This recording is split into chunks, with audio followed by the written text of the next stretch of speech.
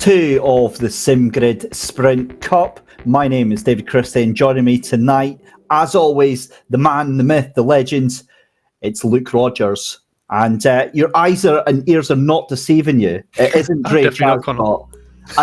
You're not Connell, are you? Last time I checked, I'm not. But what we do have is Brands Hatch, and I'm excited because, they always say that the best thing is come in small packages, right? And as someone that's 6'2", I don't necessarily agree with that.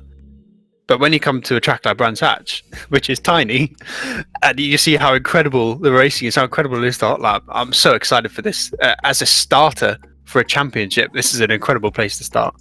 Yeah, it appears to be a teeny totsy little circuit, at least the Indy part of the circuit. But we are going to be playing on the big circuit tonight. We're going to be playing on, of course, the GP circuit, the 3.9 kilometre circuit right here in the heart of West Kingsdown in Kent, England. So this is race one of a 5-race season. We start the season off at Brands Hatch. We then head over to Misano. It's Barcelona, Monza and Kyalami. For those of you who are brand new to the series, it is a 90-minute race, and we have teams of 2 drivers, so there will be a pit stop at some point during the race. And Luke, weather looks like it's going to be a bit of an issue tonight. Well, we are in England. You always have dodgy weather in English races. That's just part of the experience. And honestly, Brands Hatch is one of those tracks that just suits it.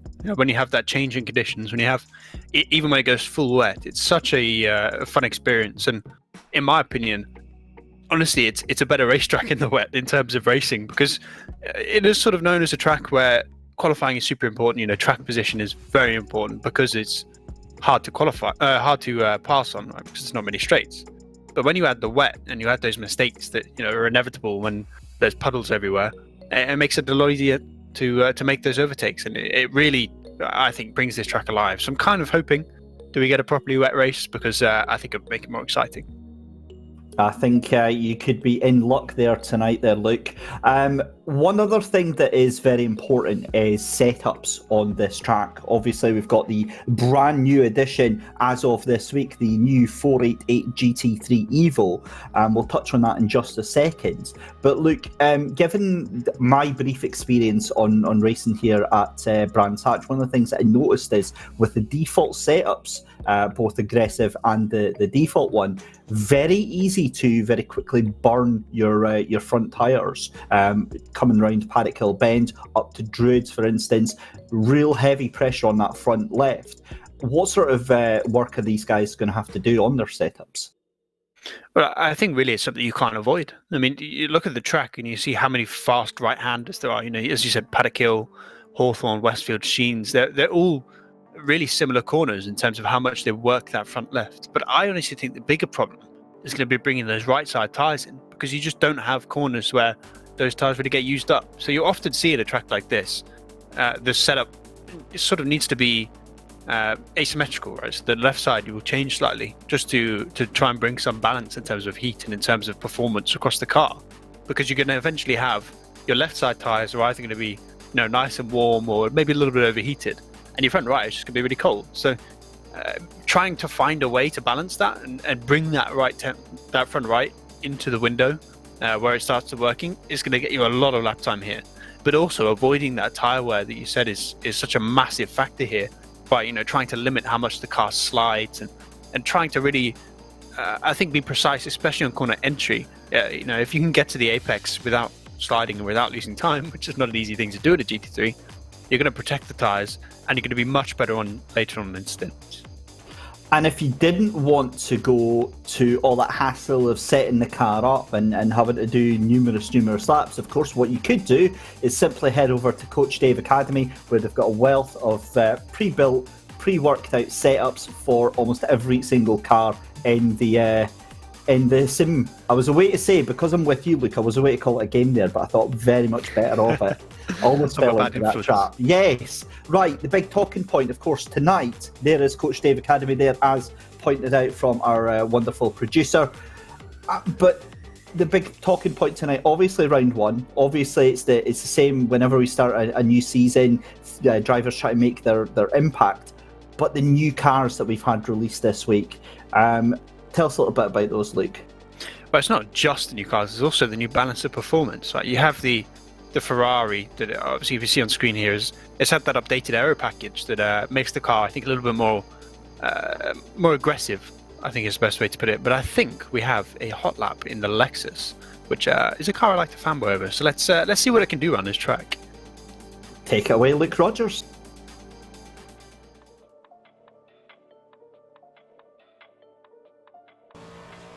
Obviously starting on the Brabham Straight, heading up to Paddock Hill Bend. You want to stay sort of in the middle of the track in the braking zone, braking with that marker on the left-hand side. Try not to slide the car too much as you get to the apex, but try and get on that curb on the outside, maximize your speed through the corner. A really weird right-hander here with Druids. You can either be in first or second depending on track conditions. Sometimes you don't want to spin those tyres up too much. Heading down to Graham Hill Bend, it's a second gear corner. You want to touch that inside curb, run wide on the exit, but don't go too far because you invalidate your lap. Surtees now a very long late apex left-hander. You want to maximize your exit speed here because you've got one of the few straights on the track coming up. Pilgrim's Drop here as you head towards Hawthorne Bend, one of the most difficult corners on the track to get perfect, because you want to get towards that inside curb about third gear and then run wide on the exit, but don't get on that grass because you spin the car out. Hit that curb on the inside as you come through Westfield, run wide on the exit, but again, don't invalidate your lap. Another corner that's very similar here in Sheens. You want to ride that curb on the inside, but this time there's no exit curb to ride on, so get away from that grass.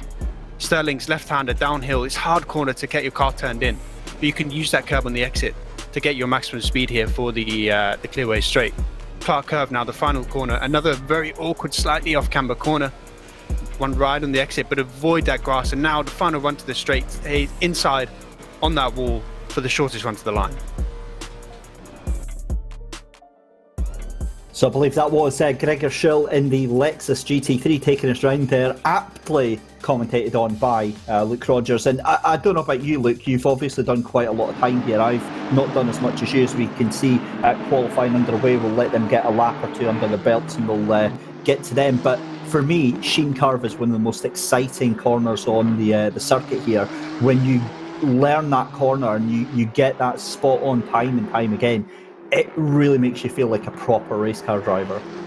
I think it's really the whole sort of middle sector of the track from about Hawthorne all the way to really the clearway straight at the end. It's all about commitment and confidence in what your car can do, because you basically have four very fast corners where you're using up a lot of curb, but you don't have much exit curb to use. So you want to get as precise as you can in terms of how much curb you're using, how wide you're getting on the exit.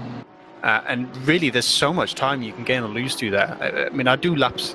It's one of the tracks that I really like hot lapping, so I've got a lot of experience on the track. But you try and do a lap where you try and avoid curbs, and then you do one where you try and use the curbs, and you genuinely can gain about a second just in that sector of the track.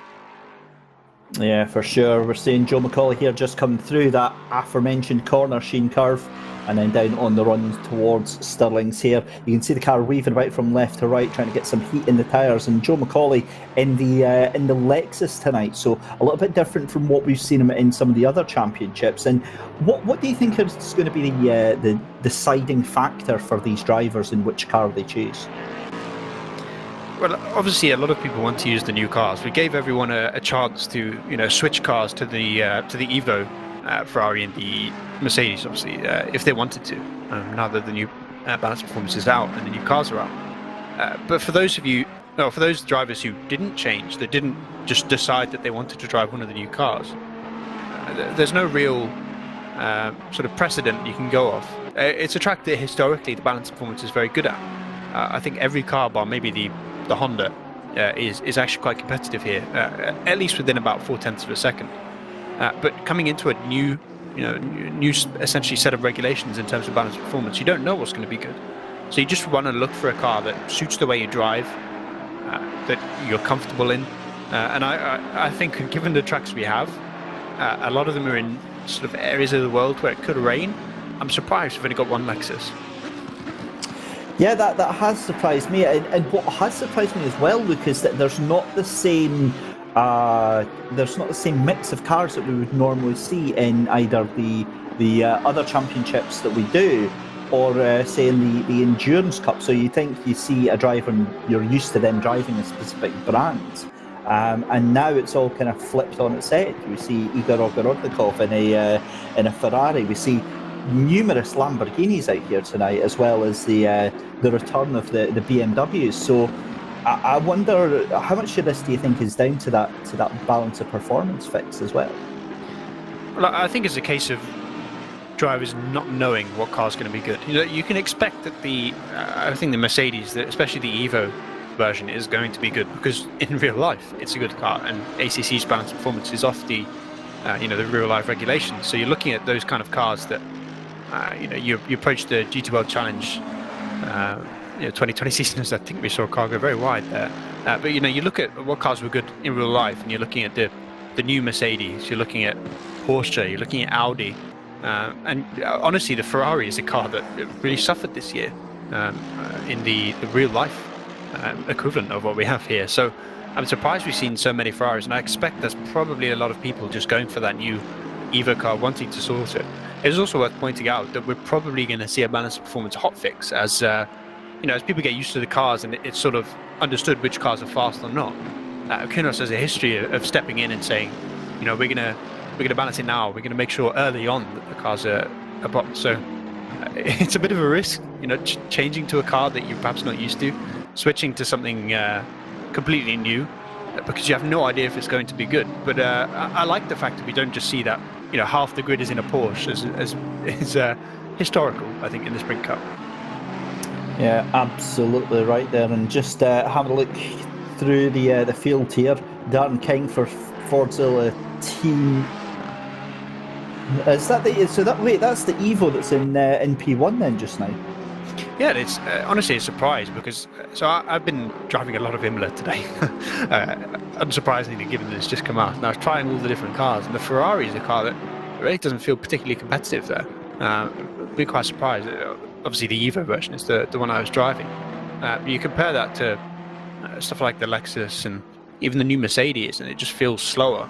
And honestly, Brands Hatch is a track that shares quite a few characteristics with Imola in terms of the speed of the corners.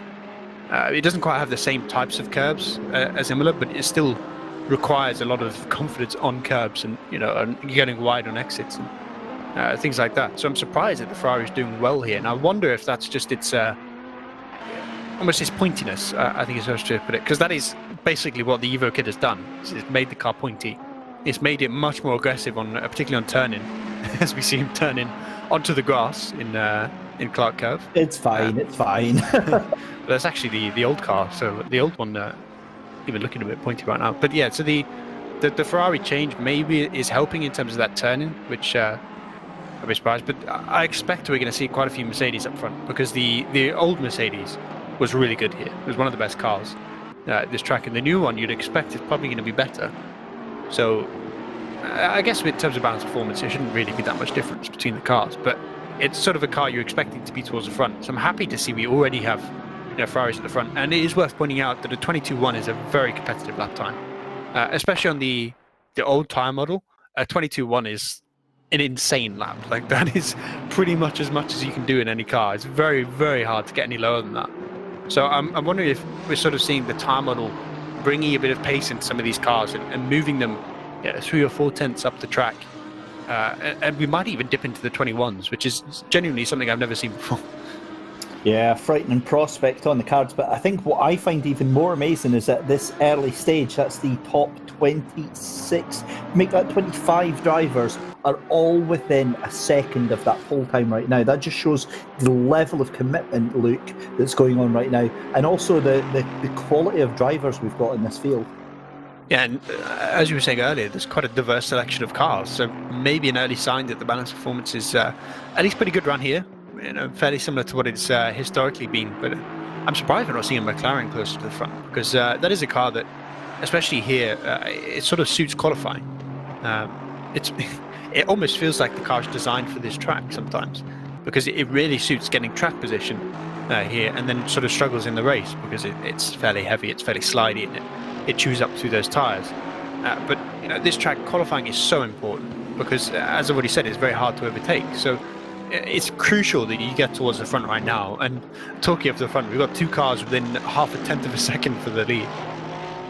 Yeah, absolutely incredible right now. 300ths of a second separate your top 2 drivers right now, and then it's less than a quarter of a second for 6 drivers. I mean, that's just absurd. Yeah, it's not something you see every day. I guess it's sort of something we saw in the Academy Cup, in the GT3 Cup car, but that car is it's a series where everyone is in the same car, so it's a series where you expect the field to be very close, as most spec fields are.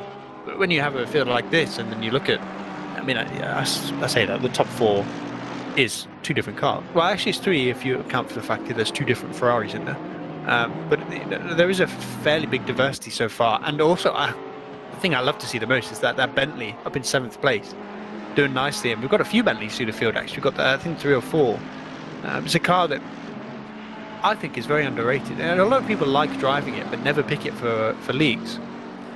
They never pick it for championships, but it's actually such a good car for series, especially tracks like this, because it's got quite a lot of downforce. So it sort of suits that middle sector where it can, it has that stability of the long wheelbase front engine car, but it also has the downforce that it brings due to its boxy nature that can actually make it quite fast at this track. Yeah, for a while it was actually my go-to car in Assetto Corsa Competizione, and it's nice to see Ross McGregor out there tonight in the Boatley, making it look very, very good indeed in that 7th place, just less than 3/10 of a second behind your current pole sitter right now. This is Jack Noller in the GT Omega RPM Esports Bentley as well, and the livery on that one's quite patriotic, Luke. Yeah, I think it certainly suits the car.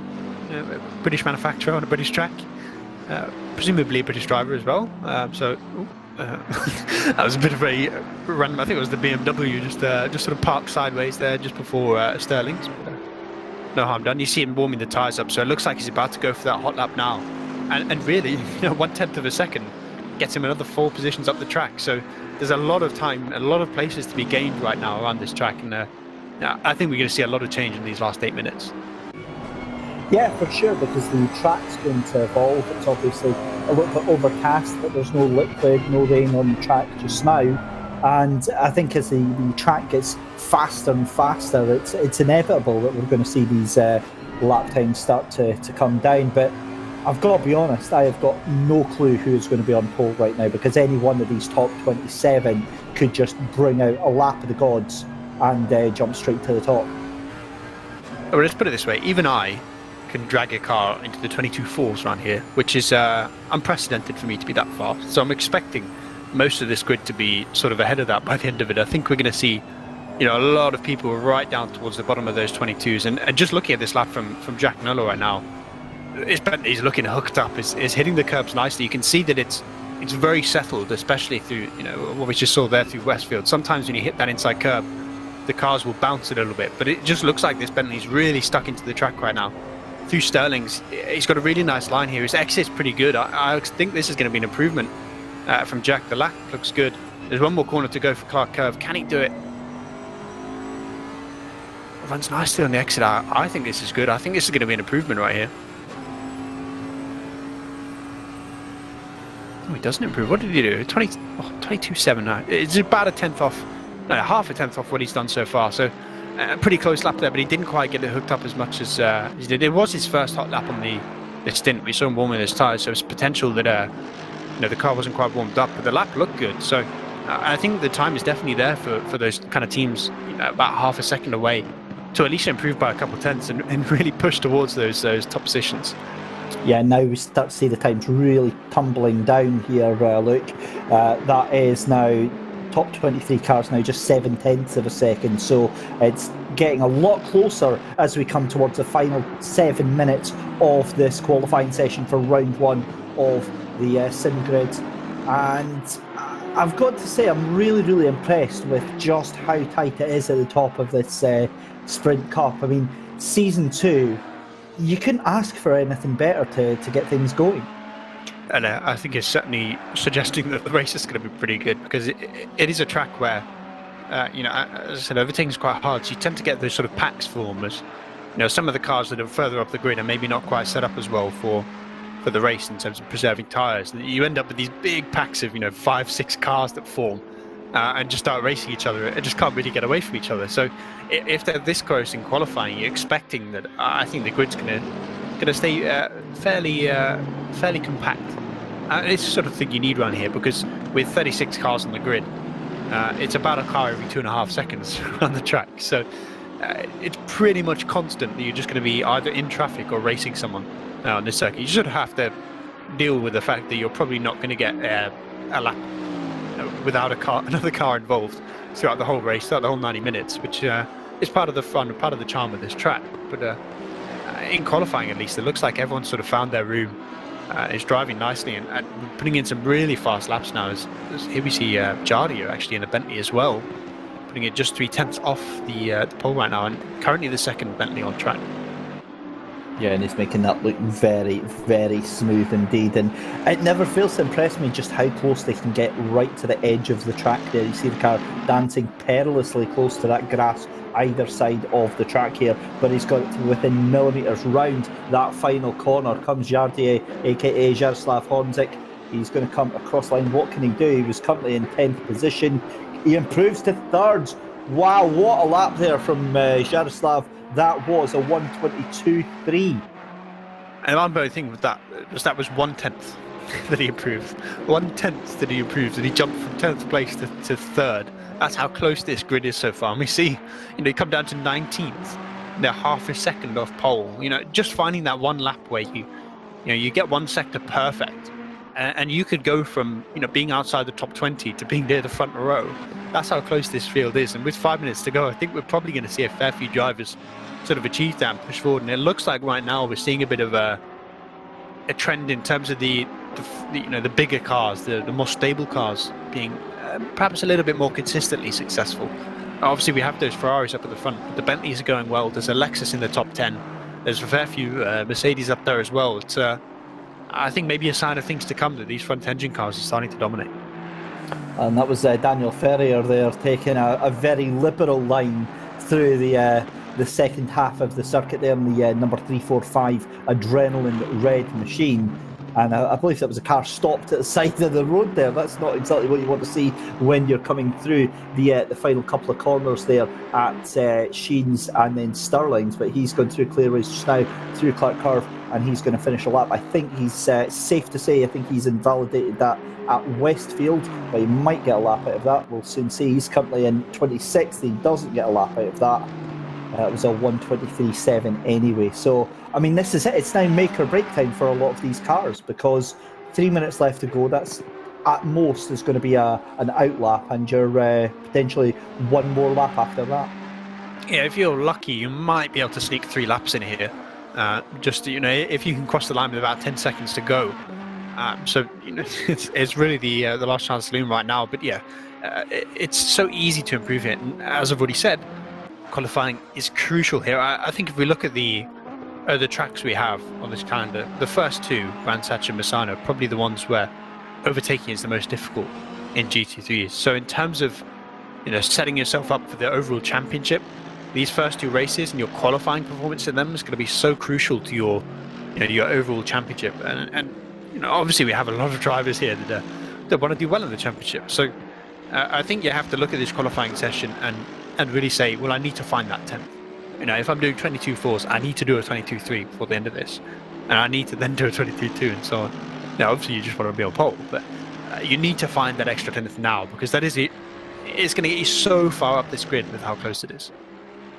Yeah, I think that's a fantastic point there, Luke. And if you check in our commentary Discord, you'll see a wonderful Excel spreadsheet of the runners and riders in tonight's race, thanks to our wonderful, wonderful production team. So, yeah, thanks very much for that, because that's just made our life a lot easier. Let's have a look then. We have got a 1 minute and 45 seconds left to go in the first round of qualifying for the brand new SimGrid Sprint Cup Season 2. And a big thank you, as always, to our event partner sponsors, Coach Dave Academy and Thrustmaster, for the continued support, which means that we can actually put these events on for our wonderful community. That is aka you lovely lot watching out there, and also you lovely lot behind the wheel right now. Dan King still at the top of the timing screens with a 1:22.1. He has remained unbudged for the past 16 minutes. I don't think anybody's going to come close to you. Well, I mean, we've already got people pretty close. The number 8 Mercedes is pretty close, and I expect we're going to see some of these drivers, you know, sort of dangling on the edge of that front row, start to improve, because they're only 2/10 off. You know, there's that pretty big gap right now between the top 2 and everyone else. But I think it's not very long until we see that gap close, because there are a lot of drivers and a lot of cars, I think, you know, within about 2-3 tenths of a second that are capable.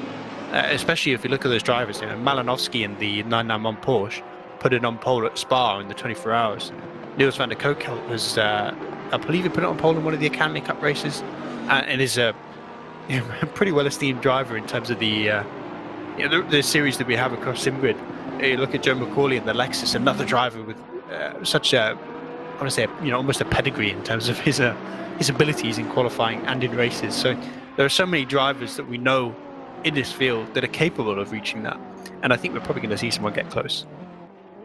We see here the like and subscribe team number 56. That is, of course, Kirill Antonov teaming up tonight with Vasily Anufriev, and those two are going to be definitely ones to watch, I think, tonight. Luke, you know, very, very strong performances in the endurance events that we run here, and in a 90-minute event, I think they were definitely going to be ones to keep an eye on in the background. Now, have a look at that. Number 225, that is Malinowski. Now, you were saying that is that's Nowakowski. Excuse me, sorry about that. Mikhail Nowakowski and Nick Babin in the number 225 Porsche, the Carbon Esports number 225. That was getting a little bit of a shout out in YouTube. So have they all just waited to the final lap here? Because Jaroslav Honzik was in third place. He's now punted down to fifth place. Maciek Malinowski's up into fourth.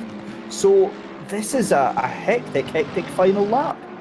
We're seeing people now just start to put it together. You know, I said that they had to find that last tenth of a second, and it seems like we've got a fair few drivers do it, but Isaac Price, I think, gets unsettled by the car off track, and it just invalidates his lap. It was looking pretty good for an improvement, but that's certainly going to invalidate the lap, going to chalk it, and yeah, he's just going to have to pull into the pits now. I think all these drivers were not on the faster lap, so I think that's the grid.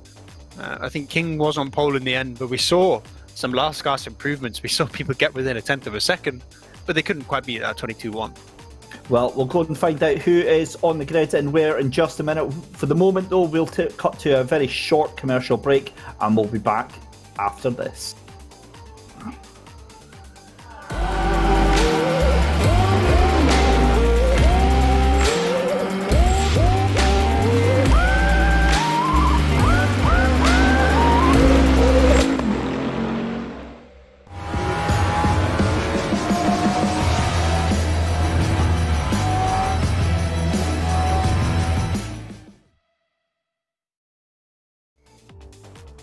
Welcome back then, ladies and gentlemen. Round 1 of the SimGrid Sprint Cup. Season 2 kicks off here at Brands Hatch, and this is how qualifying kicked off then. Dan King took the pole from Michael Nowakowski in second place. We'll go through the rest of the grid as they line up in just a second. But Dan King there, a storming pole there, 1:22.1. Thank you very much, Mike, out there.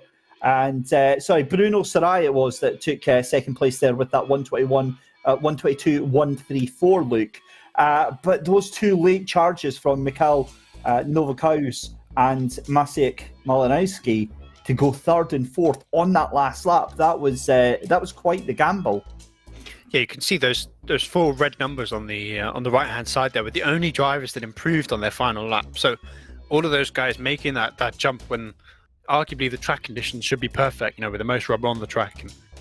And normally that final lap is when you want to get your best lap in, and only 4 of the drivers in the top 20 were able to do that. And it definitely helps because Nowakowski and Malinowski really weren't quite up to scratch in terms of those front few rows throughout the whole qualifying, and they just got that final lap in. They just found that 10th when it mattered and put 2 Porsches on the second row. And now, in terms of this track, I think that was crucial for them because the Porsche historically is a car that it's not that great in a straight line, so it's very hard to overtake it. So it's a car that needs to do well in qualifying to have a chance of a really good race. And putting those 2 on the second row should put them in for a good shout in terms of their overall race. So let's take you through the lineup then. We've done the top 4. 5th place is going to be Jaroslav Honzig, and then in 6th place is Kirill Antonov. Tinko van der Velde lines up in P7 alongside Raymond Mooney in P8. It's then the number 889 of James Parker alongside Niels van der Kakelt. Ross McGregor in the Bentley lines up in P11, and then in 12th place is Alaric Enslin. It's Gabriel Semeraro in 13th place with the number 155 Mercedes of David Martinez alongside him in 14th place as well. The 191 of David Chiesa is in 15th place, and then it's the 124 of Isaac Price. It's 17th place for Sheldon Muscat, and then in 18th place is going to be the McLaren 132 of Thibaut Prost. I always have to pronounce his name properly. Take a wee bit of time to do that, but we get there in the end eventually. The 349 of James de Havilland is in 19th place in the Porsche. It's then the 181 of Tim Truquet.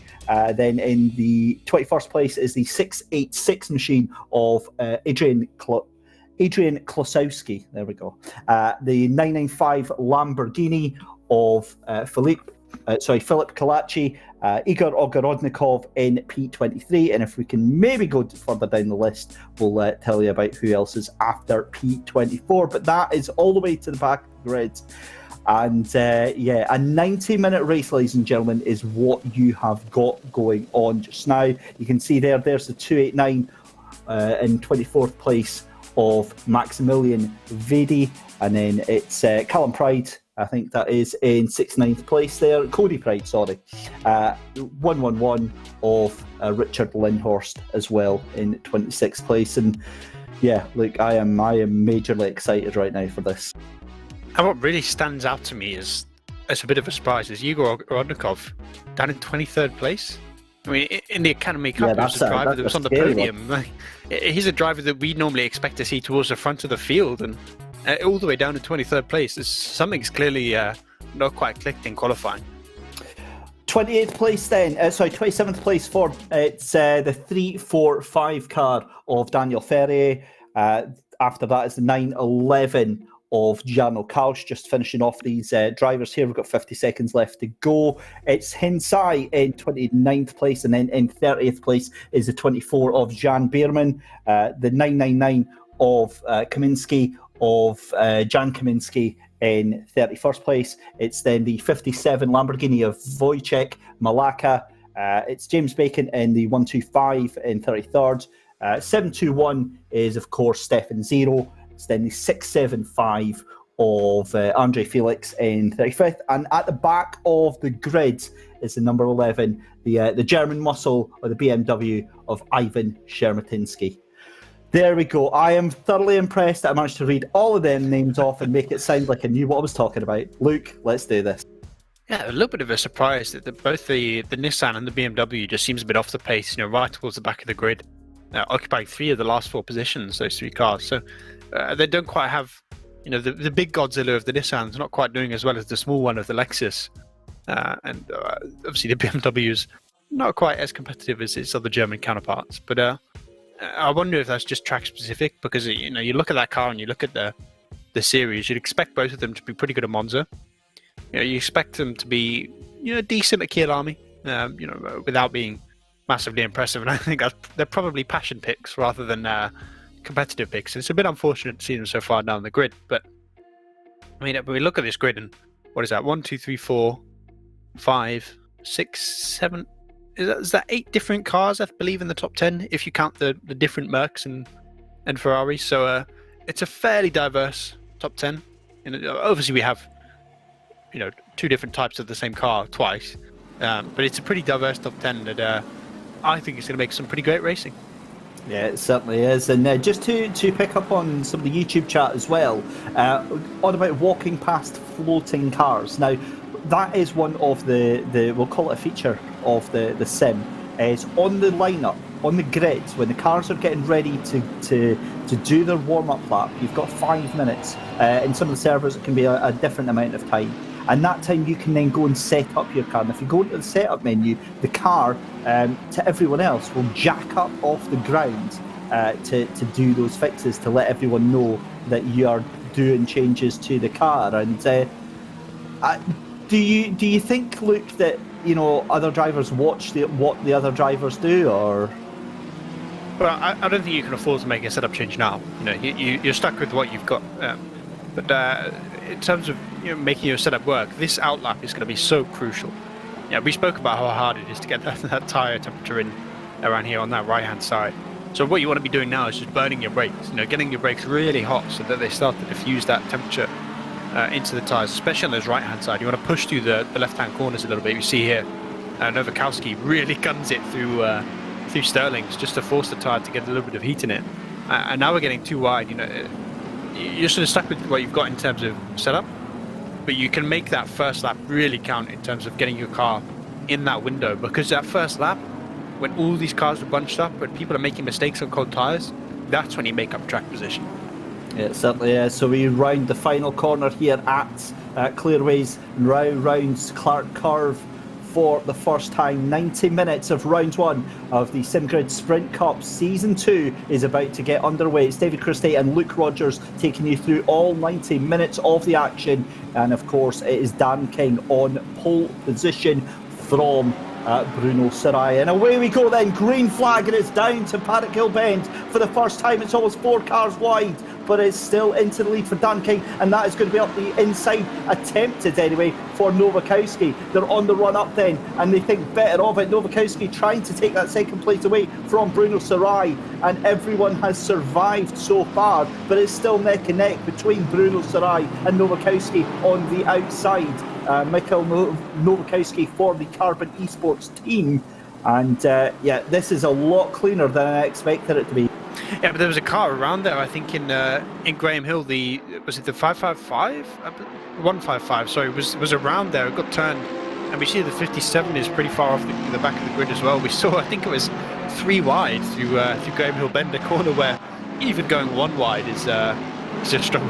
Doing on your own is quite difficult. Hang on, did Malinowski just go past Nowakowski at Westfield around the outside of that corner? I mean, honestly, it's the thing you have to do at those kind of corners, because you can carry so much more speed through it. If you get forced on the inside and you can't run wide on the exit, you have to lift off a lot. So actually going around the outside in that middle sector is a really viable strategy, and it's impressive to see that, or nice to see that all the drivers sort of know how to do it, know how to get it done, because it is not an easy feat to do to get past someone here.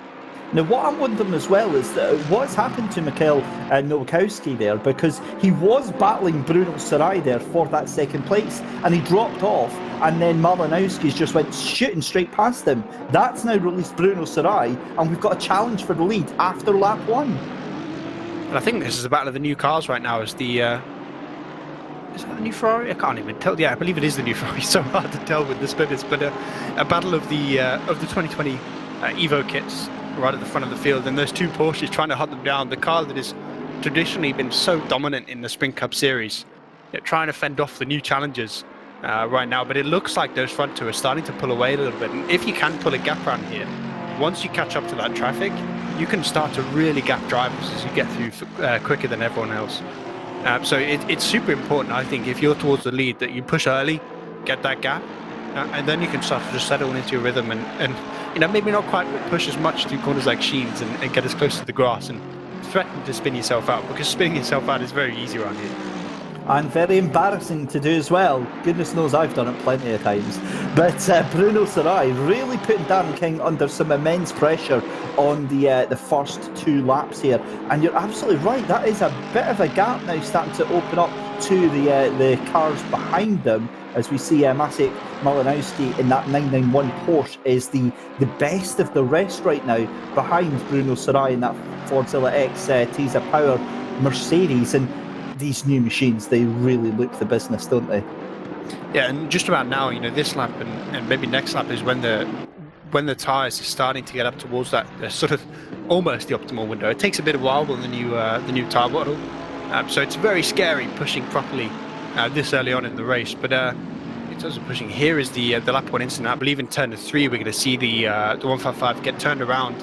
Not sure whether there was undoing. They get tapped from behind. They do. The 124 car puts them round, puts them facing the wrong way, and everyone just about avoids.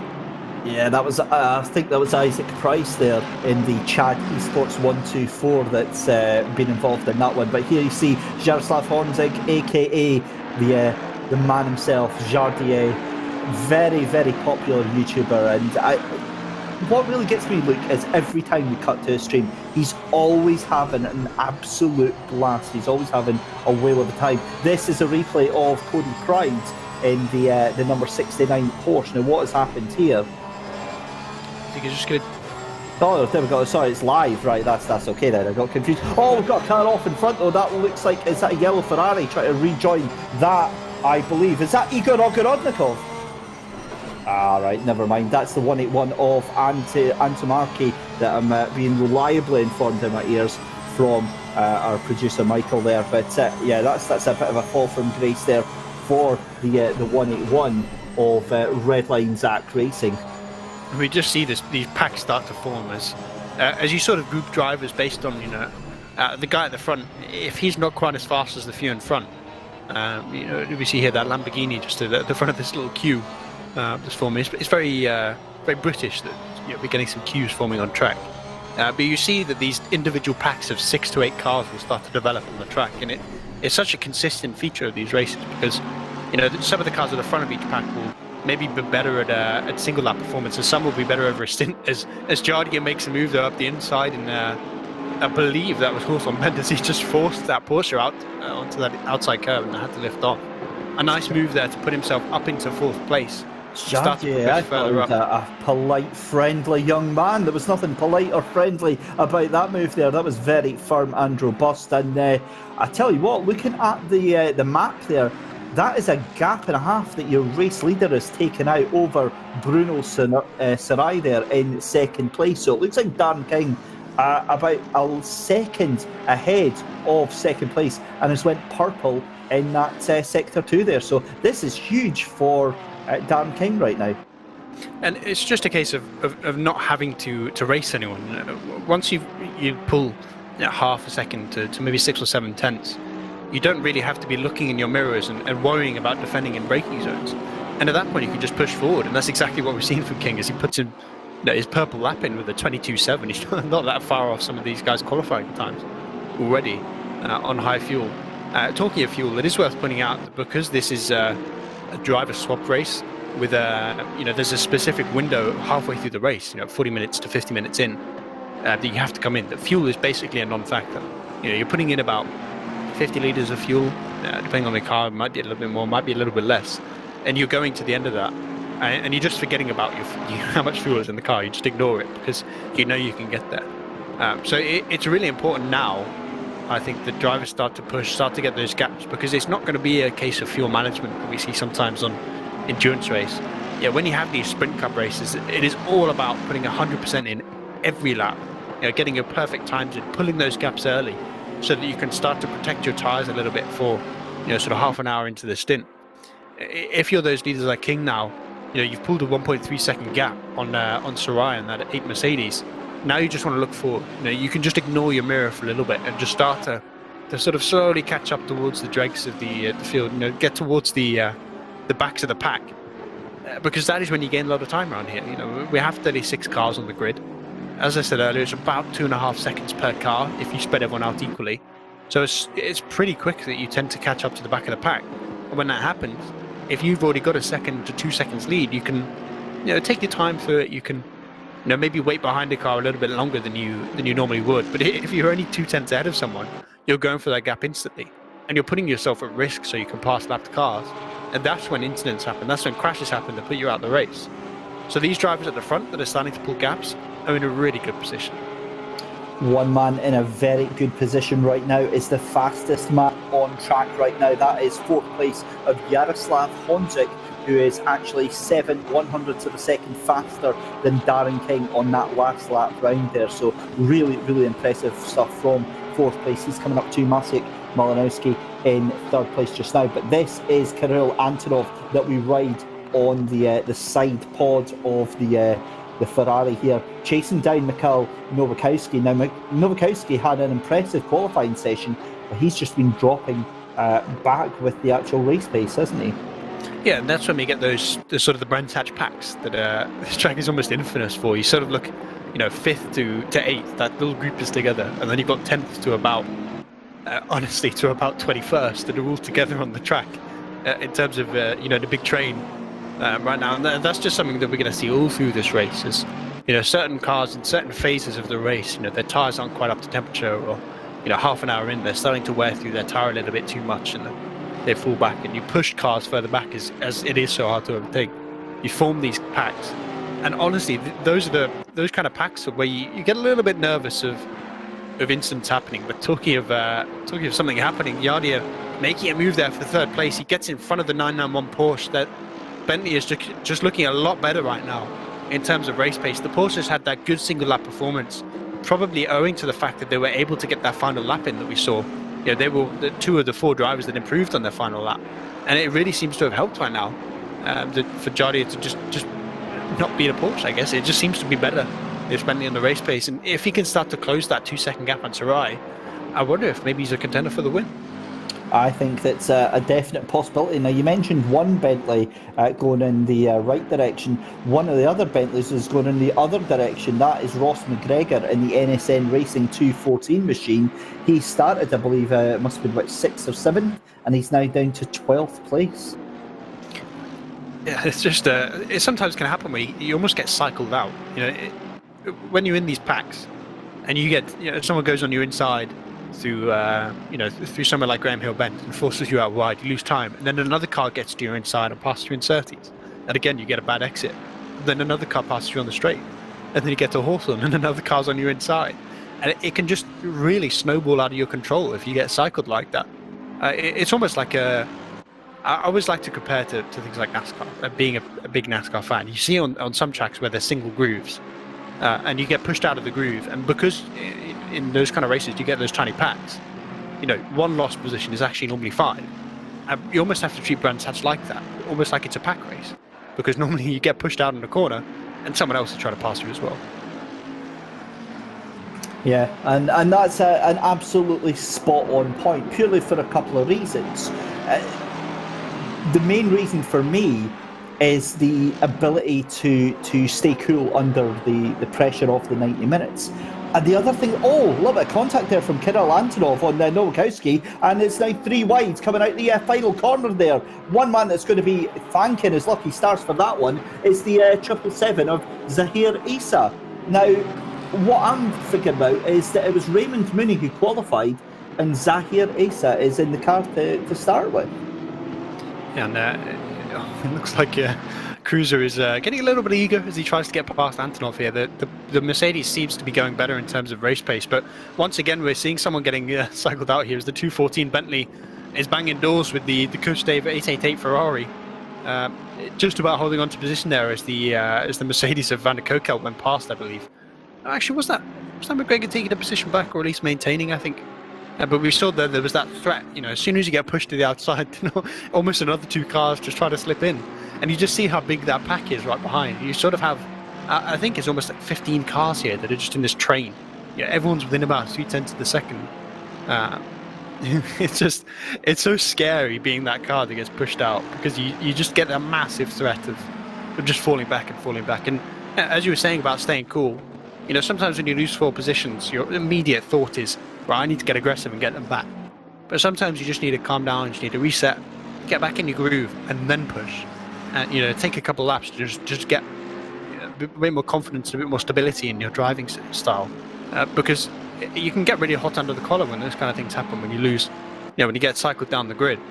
And that's when you make a dive bomb into somewhere like Druids and you cause an incident and you get a 10-second time penalty and you ruin your race. Yeah, for sure. One man who has almost certainly had his race ruined is Isaac Price, who is into the pits for a drive-through penalty already, less than just over 10 minutes into the race there. So that is an absolute disaster for Isaac Price and the Chad Esports machine. I'm going to presume that's for contact earlier on.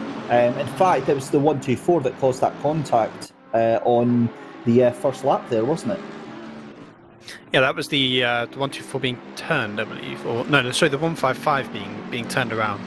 But I think the 124 had 2 incidents, right? They were involved in two separate moments. So in terms of penalty, they initially had a 10-second time penalty for turning the 155, and then owing to the fact that they had another penalty in the same lap, the stewards just slapped them with a drive-through instead. And this is one of those tracks where if you get a drive-through, your race is done. You move suddenly to the back of a 36-car grid on a track where it normally takes you 3 or 4 laps to set up a pass, and at most you're probably gaining 5 to 10 positions before the end of the race. It is a absolute nightmare when stuff like that happens, but you can only blame yourself. If you're the one causing incidents on the track, you have to take the punishment you get. And if we look at these sort of championships, when you only have 5 races, right, you cannot afford to have those kind of incidents where you where you put yourself to the back of a grid, especially on a track. If it happens at Monza, it's not always the end of the world, because you can make up quite a lot of positions there. But in these races where track position is everything, especially at the start of the season, we have this in Misano, which are both tracks that are pretty well known for being track position races. If you immediately chalk your championship by having one bad performance because of a penalty that you got, you put yourself in a position where you pretty much have to win the next 4. How important do you think that is, though, given that obviously, you want to do well in the first race, but is it an insurmountable challenge if you have a horrific race 1 to bring it back?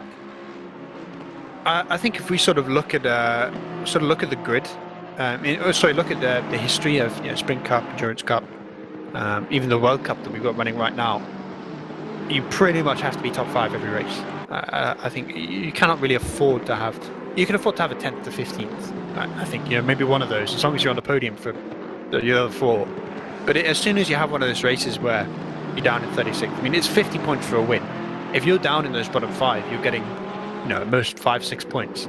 It's such a massive difference, and given it's only a 5-point difference between first and second, if another team is just consistently getting top 5s, and you've had, even if you win 4 races and you finish last in the other one, if the other team's finishing top 5 every race, it's going to be pretty much neck and neck.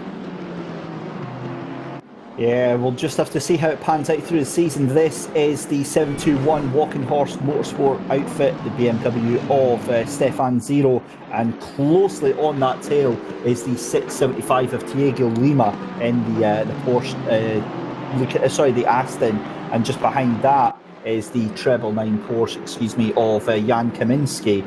So brilliant little battle here.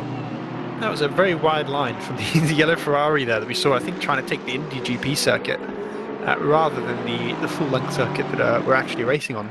Do you think? Because they went a bit wide in Surtees, but they got back on track. I think it was a case of missing a braking zone rather than an incident. I think it was Antomaki who didn't he qualify in the top 15. I believe that 181 Ferrari was really up there early on, and we saw two separate incidents that have now pushed them really far back. Talking moments here, the 675 Aston Martin go for a move in Sheen's corner. He gets to the inside, the BMW holds on, now has the inside for Sterling and just about protects the position. We saw that the 71 BMW got wide, but once again the Aston Martin's coming back. The run down to Clark Curve and they're on the outside. If they can get that better exit onto the straight, this might be a move for 28th place.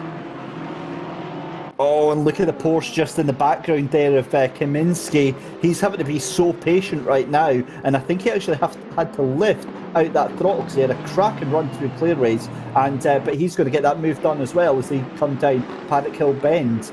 What a move, and that is an absolute mugging for the Aston Martin. And that's just a case of setting up your passes. You know, they saw that mistake, I think, from the 71 that allowed them to get to the inside, but really at a corner like Sheen's, you don't really want to be on the inside because you get the outside for Sterling's, and unless you can get an incredible run out of that corner, you're just not going to make the pass happen. So you almost have that moment where you actually put in a worse place because you're trying to overtake the car in front, and you end up getting passed by the guy behind. He just sneaks in, puts his nose where it doesn't belong, gets the move done, and now the 999 up into 29th place and looking to pass the 721 BMW for a 28th. 1 hour and 10 minutes left to go in round one of the Sim Grid Sprint Cup Season 2. And the pit window is going to open in 21 minutes. Oh, the Porsche has a big moment there. And that is Kaminski getting it all wrong. And I believe, if I'm not mistaken, that was on the exit of Dingle and onto Sheen Curve there. And that is Porsche 101 right there. That is the bloody fast car. But as soon as you just hit a curb a bit too hard, the rear just unsettles itself so much, and there's so much you can do to catch it. So it's a good job that he didn't put it in the wall, didn't properly bin it. But he's undoing all that work that he had. We saw him make that pretty opportunistic move to get that position back, and it all goes wrong. But going back to the 181 of Antomaki that we spoke about having those two incidents, they qualified 20th, and they're already P34. And that's not because they've been turned around, because they've had a moment. It's just two mistakes that have put them that far down the grid. That is a nightmare of a start to the race.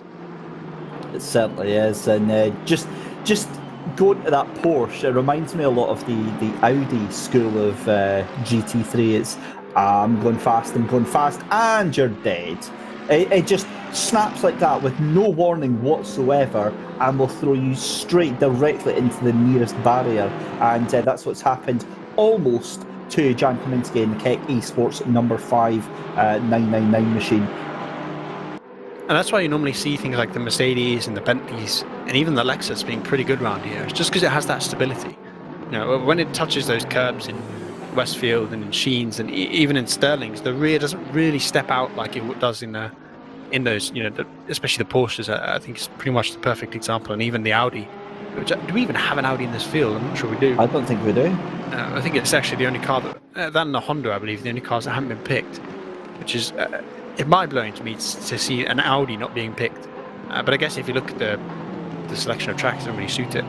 But yeah, so in terms of the front-engine cars, they have so much stability, and whilst they don't necessarily have that single lap pace that maybe a Ferrari does around here or a Porsche does around here, and that's what we saw in qualifying with the Ferrari and pole and the two Porsches doing pretty well.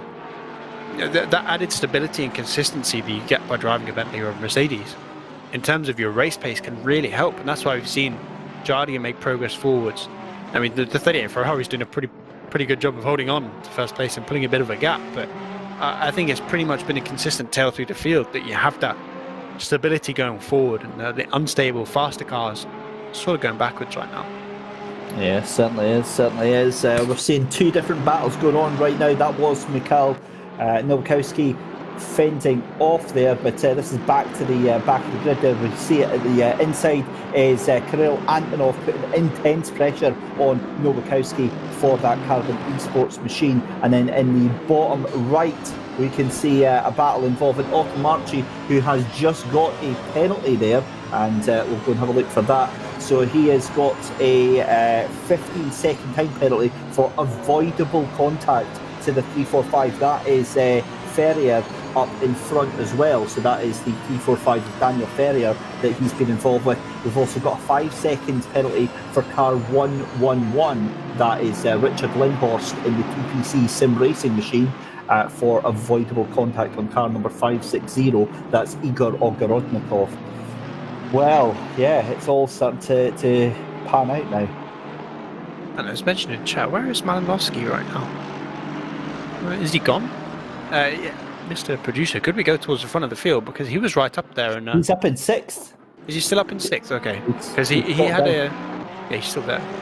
Yeah, he got overtaken by Antonov. I think he had a bit of a moment somewhere in the 56 Ferrari slipped through past Malinowski. But Malinowski's a driver that I think especially recently we've seen really start to progress towards the front of the sort of the stable of SimGrid drivers. You know, if we look at I think especially historically, you name the drivers that do so well in SimGrid. You're looking at Samir Raimi, Mr. Hosseini, I think Spears historically, Van der Kokelt. I mean, Chris Herker, pretty much everyone Jardia races with seems to just do better when he's racing with him as well. Malinowski is one of those drivers that has started to enter that group. You know, we saw him put his Mercedes on pole at Spa for the 24 hours. They didn't quite convert it into a win, but they were right up there. And he just seems to be that driver that's starting to find his pace in terms of these series. And I think he's a driver that could genuinely be a contender for the title here. And we see him, yes, he's gone back a little bit. You know, he started in 4th place, he's now in 6th, but for a track that maybe doesn't quite suit the Porsche as I'm only theoretically because we're actually at a BOP, but it's a track that shouldn't suit the Porsche as much as maybe some of the later tracks will. So a top 6 already, if he can turn that into a 5th or a 4th, it's a pretty good start. Just watching the fight now here for 16th place. This is James de Havilland in the NCL Motorsports 349 machine, and that was some run that the 686 of Adrian Klosowski had on him right there. Here's Philip Kalachi in the Keck Esports number 2 machine, currently in 18. And Malinowski sounds like he's coming back. Just looking at the time screens here, this is starting to get really, really close here. Yeah, once again, the pack racing of Brands Hatch is out in full force as we see these groups forming as people start to race. We see all through the field. Malinowski, after making that mistake, is starting to make progress forwards again. He was actually pulling away from Antonov and Nowakowski before his little moment. So he's trying to get back to where he, at least in terms of pace-wise, belongs. But it's not an easy thing to do at this track. You have to really set up that pass. I think honestly the easiest way to pass here is to just sit on someone's bumper and just wait for them to carry a little bit too much speed to a corner or brake a little bit deeper than they're quite capable of, and then use that to get on their inside, because otherwise it's not easy to make a pass. And we see now in terms of passes, the 686 Ferrari is getting swamped by 2 Lamborghinis and a Porsche, and they are all over him. Yeah, just on the run down through Hawthorns Hill, then in towards Hawthorns, still side by side. What a great little battle we've got. Oh, we've got a car off into the wall there. It comes back on. I think that was Vedi in the 289. I think that was Maximilian Vetti. But yeah, that was awesome stuff. But, 3 cars into one doesn't go. And he's still on the 686 round the outside. That's Adrian Klosowski trying to fight round the outside of, I think that was Becker in the 111, wasn't it? That was Florian Becker. In the space of 1 lap, the 686 loses 4 positions, just owing to the fact that in Surtees someone got to their inside, and there's a car hard in the wall just behind. One of the Lamborghinis, I think it was the 289 car, just absolutely centred into the wall at the exit of Clark Curve. I don't know if that was contact. Betty. That was a big hit. Medic. I think that might be a race ender. Now look at that, Florian Becker's got a 5-second penalty. That was the one that we were talking about earlier for that avoidable contact. I'm sure that was actually Igor Ogorodnikov that they were involved with. But back to this battle now for 4th, 5th, 6th and 7th right now, because Nowakowski's getting caught right back up from Antonov and Malinowski. And look at that, that's Luka Kreuzer that's in the battle there as well. All we need is a bit of bump drafting. This is closer to a super speedway race than a normal GT race with these packs that are forming. We're getting so close in these groups, and it's just so scary as that car at the front of the group that you know these guys behind you are faster. All it takes now is for the 56 Ferrari to get his nose to the inside of the 225. And there's really a threat that instead of losing one position, you could be down in 7th by the end of your lap. So you have to be so careful about how hard you defend. You know, if a car gets to you inside, you have to really set it up to only lose one spot, you know, to get a really good exit so that you can just slip behind the Ferrari if such a thing happens. But it's, I think that's a very wide moment from the Ferraris. Lucky that the 991 wasn't close there. But sometimes you get these packs that form and can be a little bit deceptive. You think these guys are, you know, trying to make passes, but actually they're just so similarly paced that they're all just basically racing right next to each other. And you know, you don't really have the sort of the change in track sort of type in terms of the corners. All the corners here are very similar. So there's not a sector where one car is really good and a sector where another car is really good, and that's where the gaps fall. It's just sort of the same through the whole thing, and that just really encourages these sort of tight groups. I've got a this feeling is Veddy. Does he have a snap? Oh. I believe that must have been a connection issue. Welcome to the wonderful world of sim racing, where many wacky things can happen. And side by side goes Kirill Antonov and Nowakowski, and Kirill Antonov shown into the gravel on the exit of the final corner there, round Clark Curve. He's not going to be very happy at that. But that just shows how much pace that Nowakowski is losing right now, because Antonov was actually to the grips of Lukas Kreuzer there. And I tell you what, the SOSs went out. The party is in town, because Joe McCauley and Zahir Essa in the 777 have decided to join up to this party as well. So it's now a 5-car battle for 4th place. And Malinowski's had another moment somewhere, because not very long ago he was on the back of Antonov, and now he's down in 9th. So I can only assume that Malinowski's gone off somewhere, whether he's just lost it in the braking zone and, you know, put it into the gravel a little bit and got swamped by that. But you know, it just shows you how much there's sort of small mistakes that you can sometimes get away with in, you know, tracks like Spa, Monza, where, you know, you lose 5 or 6 tenths by doing something small. At a track like this, where you get these big groups, you lose 5 or 6 tenths because of a mistake. You're not losing one position, you're losing 3. Yeah, you certainly are. So we are already on the cusp of doing our first little landmark 30 minutes here for the second season of the Sprint Cup. Round 1 here from Brands Hatch. And it's been an entertaining first part of the race, first 30 minutes. More the same for the next 60 minutes, yeah? I mean, across the next 60 minutes, what we're going to start to see is that the front of this pack is going to start to catch the back. And that's when you get sort of those moments where these individual cars that are coming to lap groups, you know, if you approach a pack like this of 5-6 cars, they're not going to want to lose time to you as you lap them. So you have to be so careful trying to get around. And it can really throw a pretty big and a pretty hefty wrench in the cogs of your race. So you have to be nervous if you're some of those cars sort of in front of the field over how the sort of second half of this race is going to pan out, because it's not long until King gets to the back of this pack.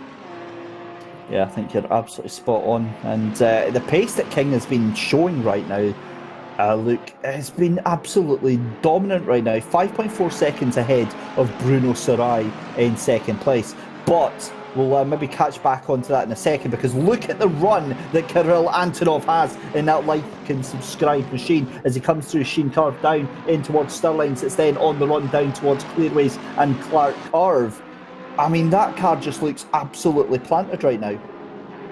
Yeah, it definitely seems to be enjoying this phase of the race, sort of 10 to 15 minutes before your pit stop. And you know, some of those cars towards the front of the grid that have maybe been pushing harder have been chewing up through their tyres. And this is what Malinowski did. He just went a bit too deep in Sterling, missed his braking marker a little bit. And you see that sort of relatively small mistake means 3 positions on track. So he's moved pretty far down now, down into 9th place, a car that did start on 4th place. And I was saying was a driver that I was expecting to sort of finish in a top 5, but he's really trying hard not to. So he's heard that and he's tried to do things the hard way. That's obviously what he's decided to do here. This is Adrian Antomarchi in the Red Lines Act Racing machine in the Ferrari, just ahead of Isaac Price in the 124 Mercedes. And Antomarchi has got that 15-second time penalty. So again, that's effectively, scuppered his race right now. Loses a place to that Mercedes. Beautiful move up the inside there at Druids, and he goes very, very wide, battles to keep it on, and that is going to mean that Thiago Lima in the Aston Martin, the 675 red Aston Martin, just on the cusp of your picture there. I think he's going to come into play very, very shortly. Back up to this gaggle of cars then, and it is still Mikhail Nowakowski ahead of Kirill Antonov. It's Lucas Kreuzer ahead of Joe McCauley, and there is Zahir Essa in the 777 Lamborghini at the back of that group. This is a cracking little battle, and you're almost, if you're any in the positions of, say, Lucas Kreuzer and Joe McCauley, Luke, you're maybe worried about making a move here. Yeah, we saw earlier that, when you try and go for those moves and you can't quite make it stick, what actually happens is the guy that's right on your bumper gets past you instead. So you have to really set it up and time your moves right. And that's just it's a real skill. I think a real challenge. And that's why I love this track, because it's quite different in terms of the way you race it. You see at tracks like, Monza, Spa, where a lot of the passes you make are, you slipstream behind someone and then you pass them in a braking zone. Around here, it's all about setting up your pass, about unsettling the driver in front of you, about your consistency and about really putting that perfect lap in as you scare the guy in front of you. Because passing normally is just not a thing that happens here with how short the straights are. And that's what we see now, that, because you have these sort of bottlenecks that form.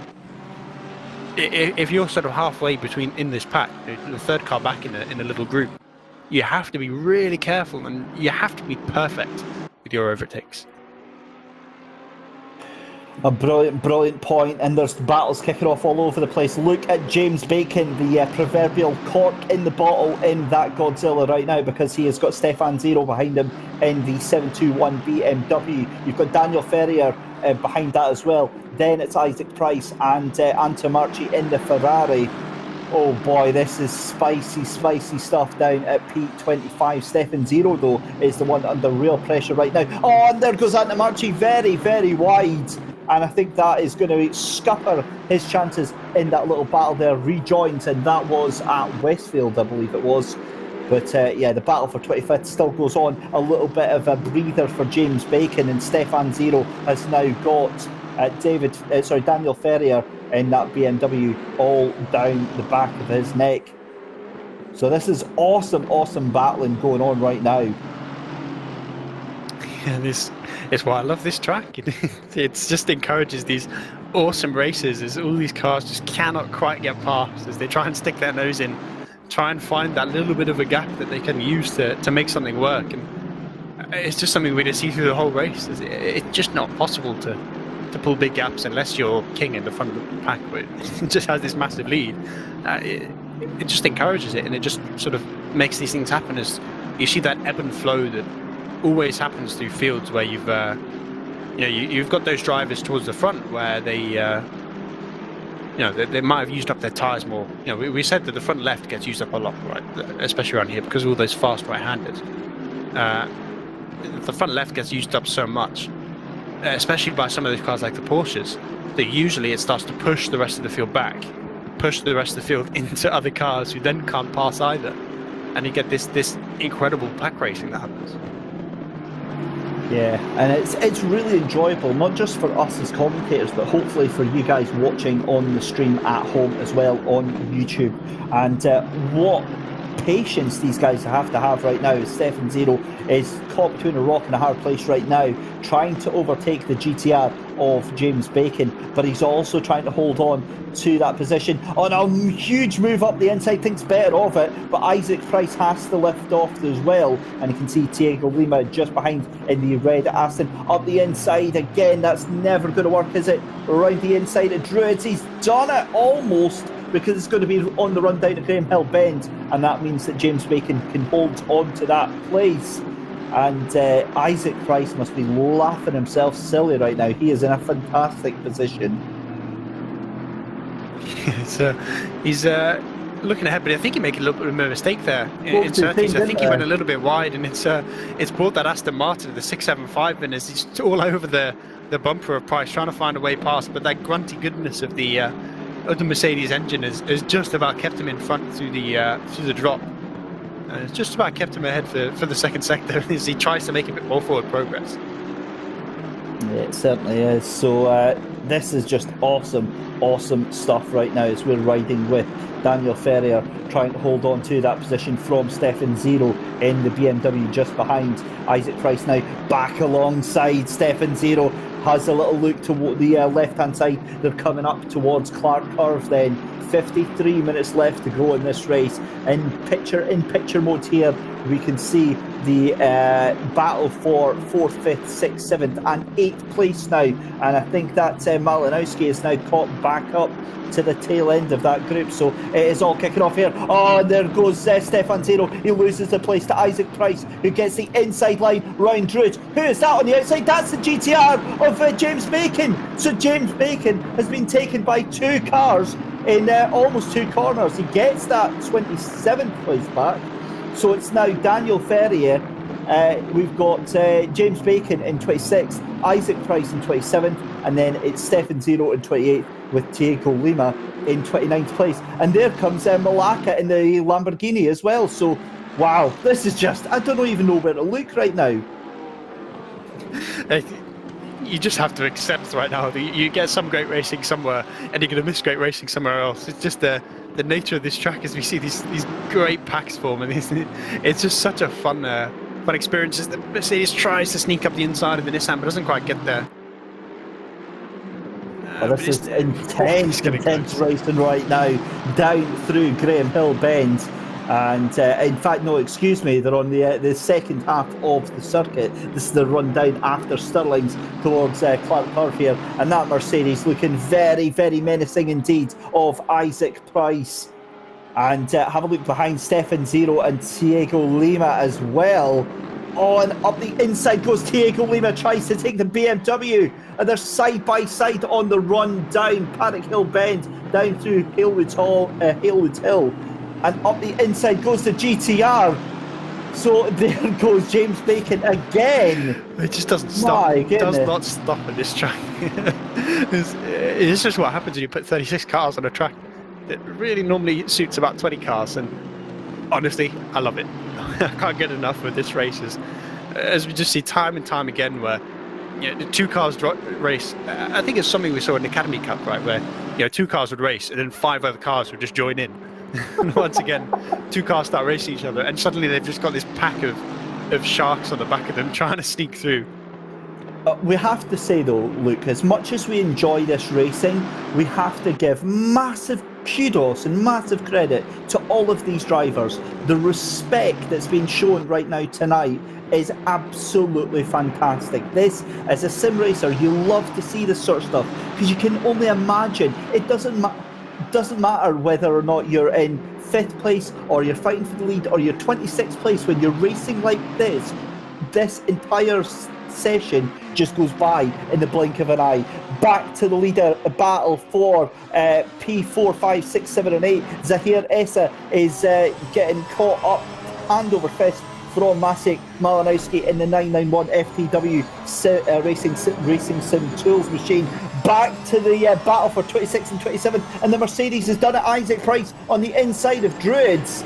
Oh man, look, this is just incredible racing we've got right now. It's only been about 20 minutes in the making for Isaac to make that move work. A reminder that they're racing for 27th or 26th as he sneaks by James Bacon. and 26th, and they're racing like that. It's so cool to see that even through this whole field, that no matter where you are, all these drivers are being, putting on a great show, but being respectful while they do it. Racing fairly and racing legally. I think is the best way to put it. But it puts on such a great show. And now, just to add a bit of extra spice to the mix, the pit window is open, so any of these drivers now can pit for their driver change. As we see, Shermatinsky down in 34th place has done it. I believe we see the 777 and the 888 do it. The BMW gets very wide there, very sideways. But now, do you go for that undercut and pit early and get your new driver in on new tyres to start to set some fast laps? Or do you trust that low fuel running on the driver that's currently in the car? Have you got a bit of clean air that you can just start to push on? I think if you're at the back of one of these packs, you want to pit early. But if you're towards the front and if you're just looking forwards, maybe you want to pit a bit later.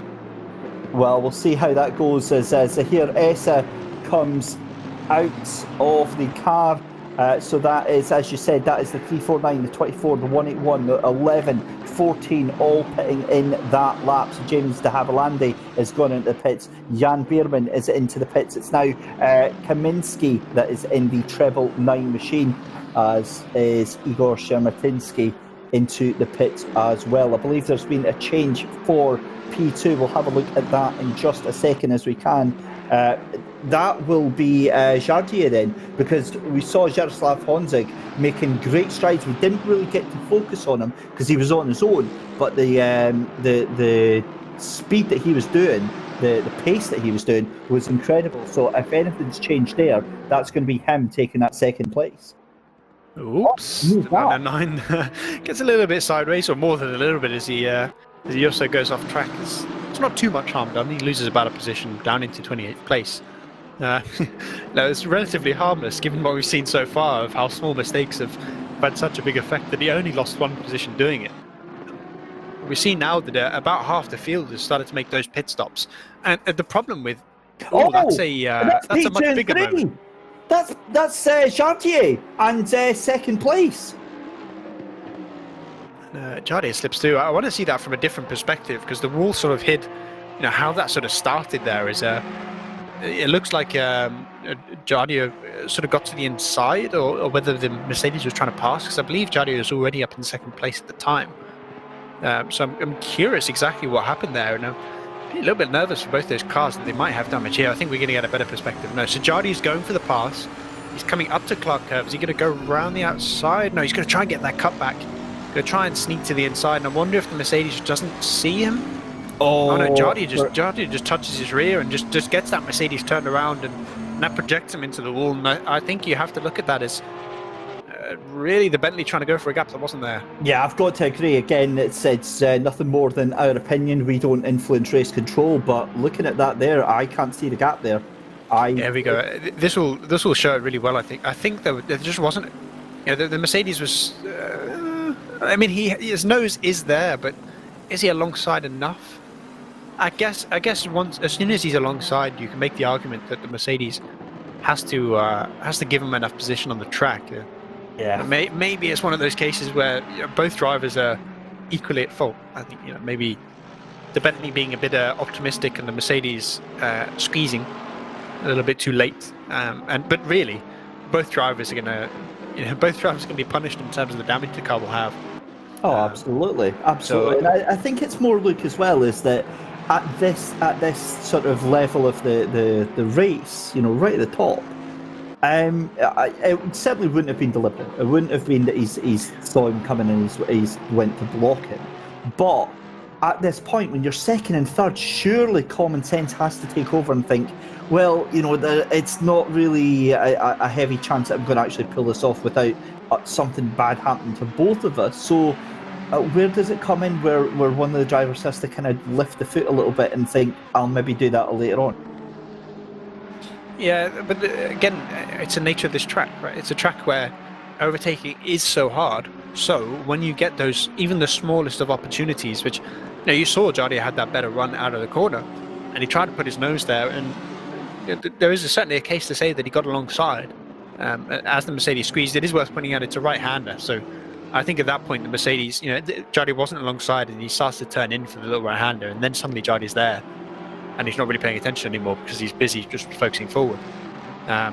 It's one of those cases where the nature of the track encourages you to go for those optimistic moves, but also because of the nature of the track, it can turn those optimistic moves into pretty hefty incidents pretty quick. Well, another point to remember on this is the fact that Jaroslav was certainly a lot faster than Bruno Sarai for several laps leading up to that point. So you've got to feel like it was quite inevitable that Jaroslav was going to get past. And I wonder if Bruno thought that and has maybe tried to push the defence as far as he can. So for all we know, because we've been enjoying all the battles going on several places behind, that could have happened repeatedly for a couple of laps. But yeah, we'll have to leave that one with race control and find out what they have to say about it. Right, Jardier into the pits, Bruno Sarai into the pits, Lucas Kreuzer into the pits, David Chiesa is into the pits, so is Florian Becker just into the pits as well with his 5-second penalty, and that is going to hand the lead back to our race leader. I'll have to find out who he is sharing the car with. I think that is the number 38 car, isn't it? Yeah, that's Sean Arnold in the Fordzilla Ferrari. That means your provisional race leader at the moment is Maciek Malinowski in the FTW Racing, RacingSimTools.com 991 machine. And Ross McGregor, he's going to be happy with that, up to P2 right now. Yeah, and it feels like these two drivers are trusting that they are either the faster of the two drivers in this car, or that these cars are doing well on the long run, and on that low fuel environment, because really sort of 50 minutes into a race you're not really using the tyres that much. You're starting to get to the tyre wear phase, but with that low fuel the car is probably going to be faster than it is on fresh rubber, or at least a pretty similar pace. So if you've got your faster driver in now, you want to extend this window. Obviously it's sort of the next lap that they have to come in, because you have to be in the pits before the pit window closes, obviously. So you can't start a lap with less than a lap worth of time left. And what you don't want to do is put it down to let's say you've got 1 minute and 35 to go out of the track, and you make one mistake, and then suddenly you're getting a drive-through because you've not hit your pit window. So you have to be really careful with it. But it feels like those drivers are trusting that they're the faster one in the car, that their car is better on a long run than a short run, and they're pushing for that overcut that is something that in most series isn't really a thing, but in GT, with the fairly minimal tyre wear and the big evolution in terms of dropping that fuel down to basically qualifying fuel, it is certainly a thing you can do. So 1 minute 30 left in the pit window. This is now where all the drivers need to get themselves into pits. Tinko van der Velde up into third place is another driver that needs to pit in the number 96 machine. He needs, in fact, no, they have pitted, sorry. That's Lucas Kreuzer's teammate. Do you know what's confusing me is the fact that obviously whoever qualifies doesn't actually have to take that first stint. So a lot of the drivers that have done the qualifying then handed over to another driver, which then confuses you to remind you who is actually behind the seat. But the number 8 just behind them is the teammate of Bruno Sarai, that's Harry Spears. So if I'm not mistaken, Harry Spears has actually lost a bit of position. I wonder if that's with the damage with Jardier. Yeah, and you have to think that you're probably going to have to take that repair in the pit window as that Lexus gets very wide for that. Yeah, so hearing from our producer in the field that Jardier essentially spent about 20 seconds extra in the pit lane. We saw him hit the wall. It's talking of a hit. Huge hip check there for Babin in the 225 Porsche there. That is, of course, Nick Babin. And wow, that was a proper ice hockey move there. Yeah, that was. I mean, the Lexus was entitled to the line. I mean, he was more than halfway alongside, so you can't say. I don't think you can fairly say he did much wrong there, but a little bit of a forceful manoeuvre, I think, from the 889 car as he makes a bit of progress up through the field and past the Porsche. But we were saying that with Jardier, you saw him hit the wall. It wasn't just a case of a little bit of contact with the 8 car and that was it. It was contact with the 8 car that projected him into the inside wall on the on the Brabham Straight. So he's had to take about 20 seconds of pit stop. Now have a look at that. 15-second time penalty for car number 8 for Harry Spears. So obviously Bruno Sarai has been judged, presumably, to have been at fault for that. I think you have to just look at that and say that that it was about squeezing. You know, that Johnny was alongside and that he's been pushed onto the grass. Yeah, so if you look at the... we can see with the penalties that it's been logged as the 8 car blocking and causing avoidable contact. There we go. It's up on the screen now.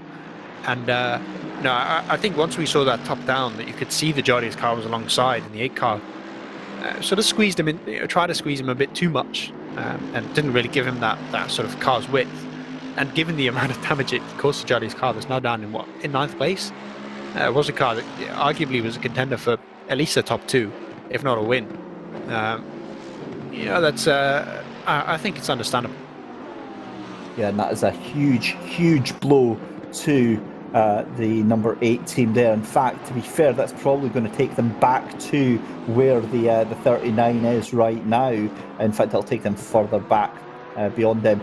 This is Raymond Mooney in the Coach 3 Racing Academy 777 Lambo right now, fighting Vitaly Anufriev in the 56 Ferrari, and just behind them is Anrik Enslin in the 888 machine, the 888 Ferrari of Alrik Enslin.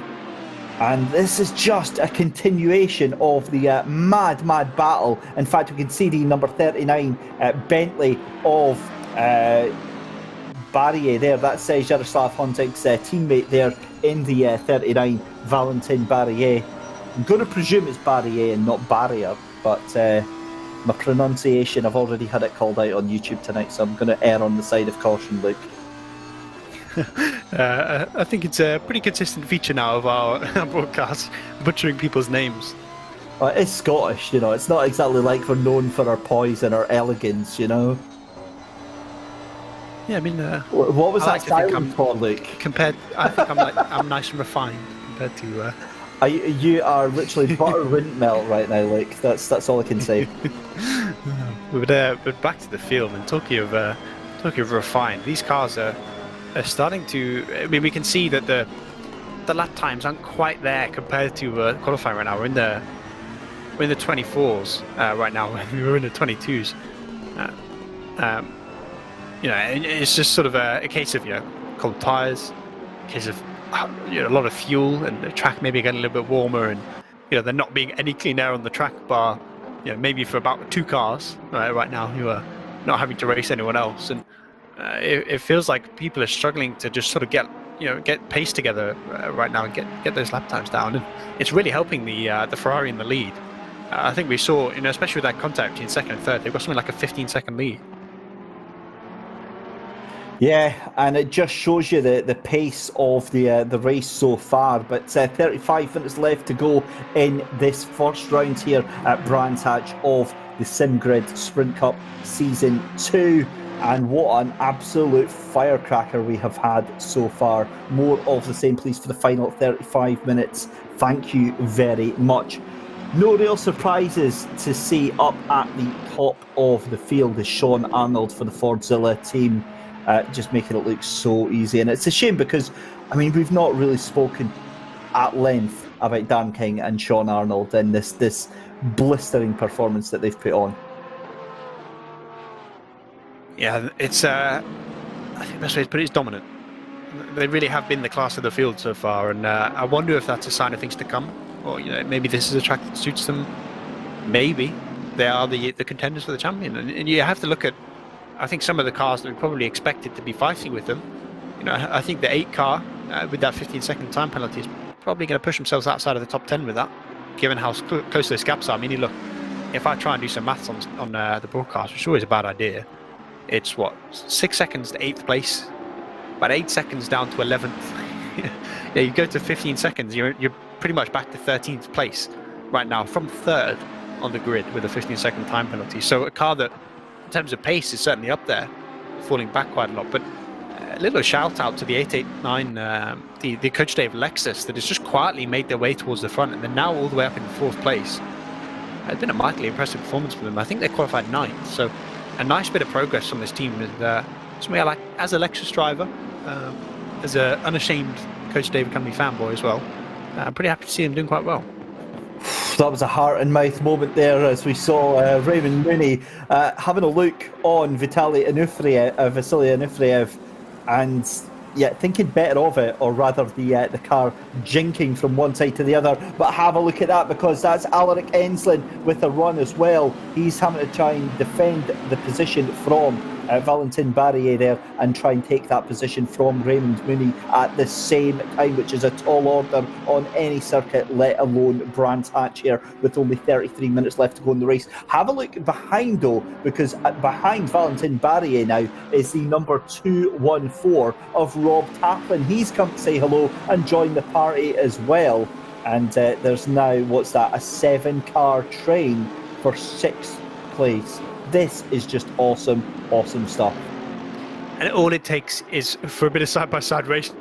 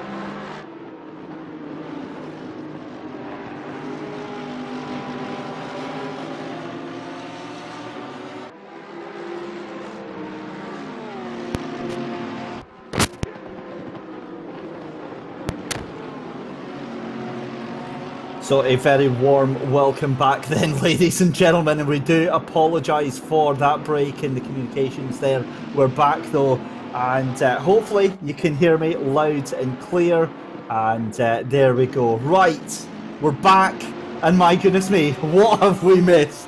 We saw Nick Babin in the 225 Porsche getting absolutely destroyed live on stream, and my goodness me, you better believe that we enjoyed it just as much as you did, ladies and gentlemen. So Nick Babin down into 8th place there with the 225 Porsche, and that means that James Parker in the 889 Lexus is up into 3rd place. But I believe, from what I'm hearing, that James Parker may be getting a penalty on there as well. So we'll just have to look in and see what's happened there. Right.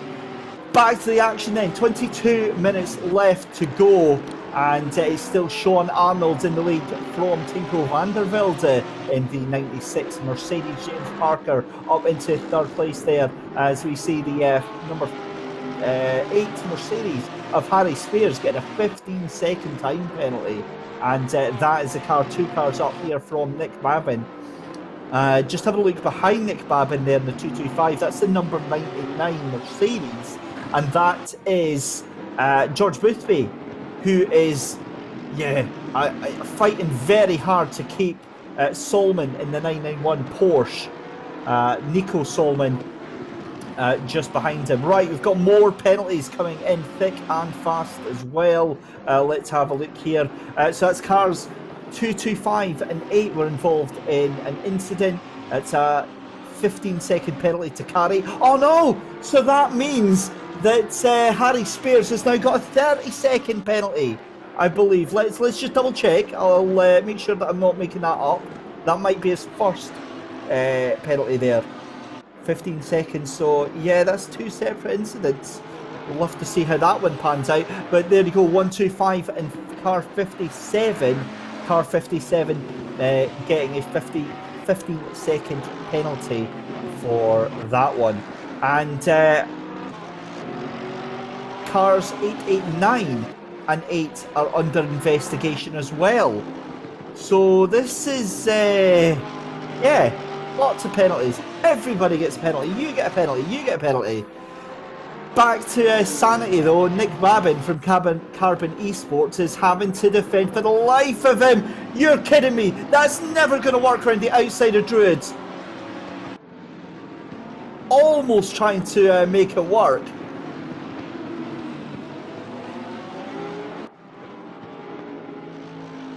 Oh, and who's that having a big moment? That's Nico Solman in the 991. And just having a look.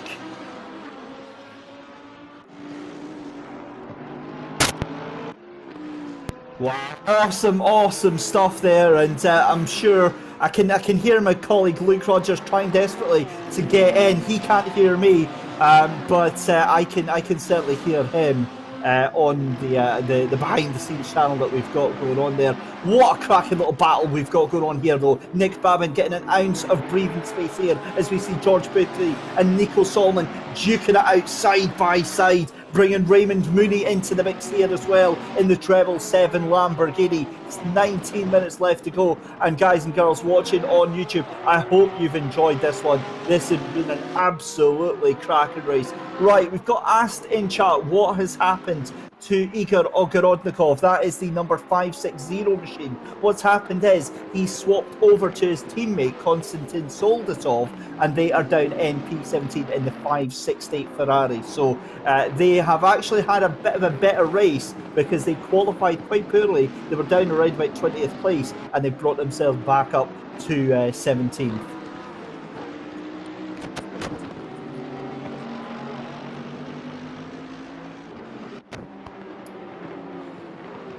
So here we go then. And Luke, hello. Are we back? We are, mate, we are. I believe it might be working. How about that? We got there eventually. There we go, that's better. I was hearing myself twice, so I've heard myself in VMix. There we go, that's much better. Easier like this now. Yeah, I think I've got it working. trust us to find this sort of hooky up way of making this work. But look, I mean, that was a hell of a 10 minutes there. Yeah, we missed quite a lot.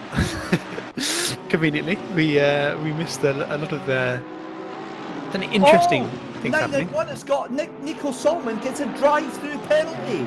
So that is absolutely huge. You have to think that's the track limits, right? Going off track too many times. That's a unfortunate way to pretty much end your own race. Oh no, it's a manually given drive through to the 991 for avoidable contact with the 132. I didn't get to see that because we had no feed, but given the fact that I can't see the 132 on the top 23, I would assume it was a pretty hefty incident. Well, that's the McLaren, the 132. Oh yes, down to 20th. Giorgio Carnaccia. So yeah, and they're way down. They weren't even in the top 10, I don't believe. So I don't know how that one's happened, but yeah, not the best.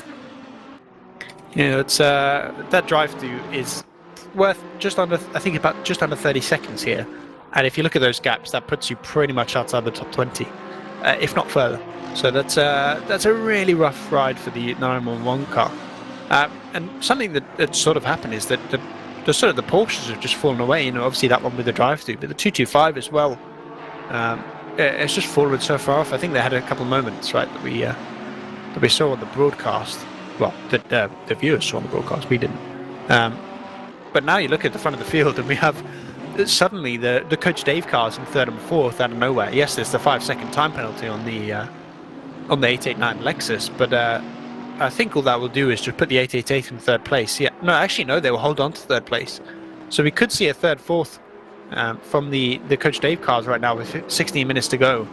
The 38 cars pretty much won the race already. 96 is looking fast, but it's been such a turnaround at the front. Yeah, that was a great move up the inside. I think that was Harry Spears firing it up the inside of Valentin Barrier there. But just have a look here at Nick Babin on the inside. That, again, is the number 8 of Harry Spears on the back of... now, that is a Porsche. That's the 349. So that is actually a car that is a lap down already. That is the Porsche of Alexis Pirali in the NCL Motorsport Porsche. So, again, just making his way past there. But that is drawn out some crucial gap now between him and Rob Taplin. Just behind him in 7th place there. Again, Harry just needs to get the foot in and try and get as much time in as he possibly can. Oh, what is that in picture there? That's a cracking little battle going on then with Nick Babin and George Boothby side by side through 4 corners there.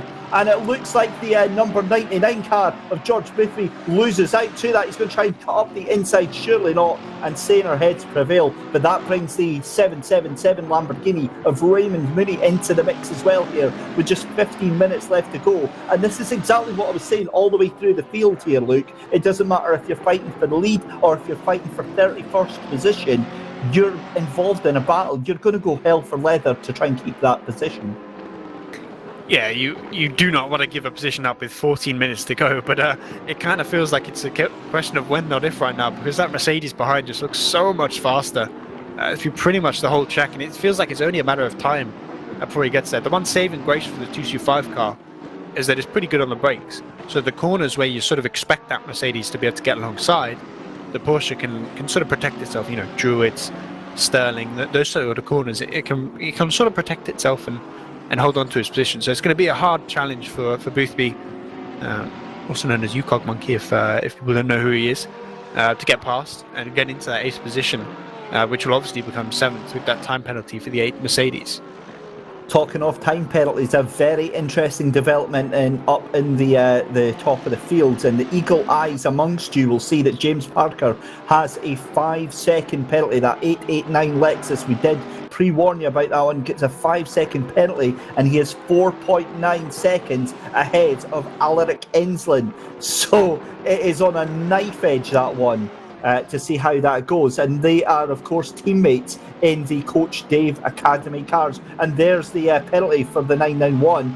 That was an absolute punt from the 991 of Nico Solomon, and yeah, no real arguments about that one.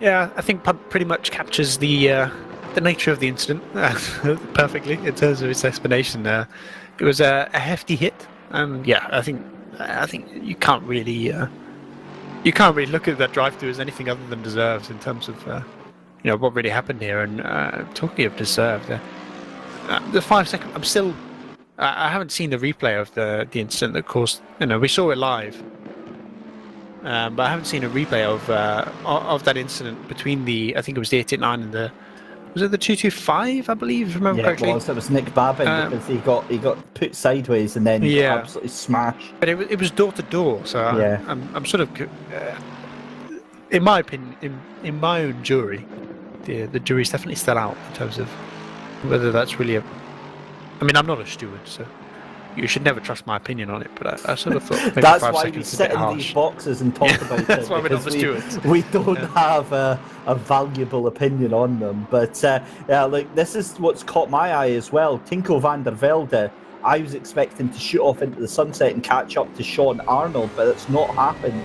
James Parker has the pace in that Lexus, and he's got 10 minutes, 11 minutes to try and make a break right now, because other than this, he's getting caught hand over fist from Alaric Enslin in that fourth place there. The gap now just 4 seconds. And Tinko van der Velde, I wonder if the tyres are starting to go off in that Mercedes. Yeah, and it's something that I think the Lexus is pretty well known for, is it's sort of pace over a long stint. And I mean, we don't have long stints in this, we're only about 40 minutes long, which is relatively short. That's pretty much half what these cars can actually do on tyres, if not less. But the Lexus is a car that, from my experience, tends to do well at the end of races. And that's what we're sort of seeing right now, that 889 car is just very fast right now. It's got a lot of pace in the cars, in those tyres. In the, what I like to call the Sexus, because it is by far my favourite car. Just because? Yeah, because I can. It's just looking good, but the big problem for them is that over 10 minutes, it's not going to be easy to take a 5-second lead over the 96 Mercedes. And talking Mercedes, that was a 99 car getting pushed quite wide by the 225. I'm not quite sure if there was a move actually on there for Boothby, but it looks like he's all over the bumper. We saw it, I think it's been about 3 or 4 laps now, where he's just been sat on the back of this 225 car, trying to find a way past and get to 7th overall, because it is certainly possible. And if he really is as fast as he sort of looks, it's possible that he can move even further up the grid. Yeah, and have a look at Raymond Mooney just hiding behind there, although it's difficult to hide in a bright green Lamborghini, but that's exactly what Raymond is doing right now, right behind Nick Babin. And Nick Babin looking every which way as they come on the entrance to Druids here. More penalties getting handed out, and that is Raymond Mooney this time getting slapped with a 5-second penalty. Let's go check the penalty channel, and let's have a look there. It's not been updated as of yet, so we'll see what the penalty is for the treble 7 car, and that is a drive-through for car 191. That is Samuel Spoto in the Racing Line Motorsport car. Just saw it at the bottom of your timing screen there. But so Nick Babin really is only fighting George Boothby right now, because Harry Spears up in front has got a 15-second penalty, and Raymond Mooney behind has got a 5-second penalty. And here comes Vasily Anufriev in the number 56 Ferrari. He's trying to catch on to the back of this as well. So it's just madness right now. Yeah, no, it's only going to get crazier with 9 minutes to go. It's just going to build up to a nice little crescendo as everyone tries to get those last gasp moves in, especially in those cars that are, like just sort of what we're seeing here with George stuck behind the 225 Porsche for so long. Eventually he's going to think, I have to go. I have to make this move work now. And he's going to try and look for it. And you can see just how much he's dodging and diving, trying to find that little gap that he can sneak through. But the big problem for him is that it's corners like Druids where you normally make overtakes happen at Brands Hatch. And when you're facing a Porsche, which is pretty well known for being pretty much the best car on the brakes, so it's in terms of approaching, in terms of the entry to slow speed corners, it is comfortably the best car. And so for something like a Mercedes at Brands Hatch, it is just not easy finding that gap, because you get alongside and then the Porsche just outbrakes you and just protects its position. I've got to be honest, right? I'm calling it right now. I think James Parker is going to lose 4 places when this race is done, because at the moment, Alaric Enslin is 2.3 seconds behind. You've got Valentin Barrier is 3 seconds behind that. You've got Rob Tarplin, who's catching up as well to that. I think there's a lot of positions up for grabs with that 5-second penalty. Yeah, I mean, luckily for the 777 car is that it looks like at most they can lose one position, so they're not a massive issue in terms of their 5-second penalty. But then we look, obviously further up the grid, you've got the 889, the 888 there. It's looking a little bit nervous for the 889 car, right? Because the 39 is coming in. I think they need to get that move done for second place to start pulling that 5-second gap and protecting at least fourth place, because it looks like they're going to give up third to the 888 car.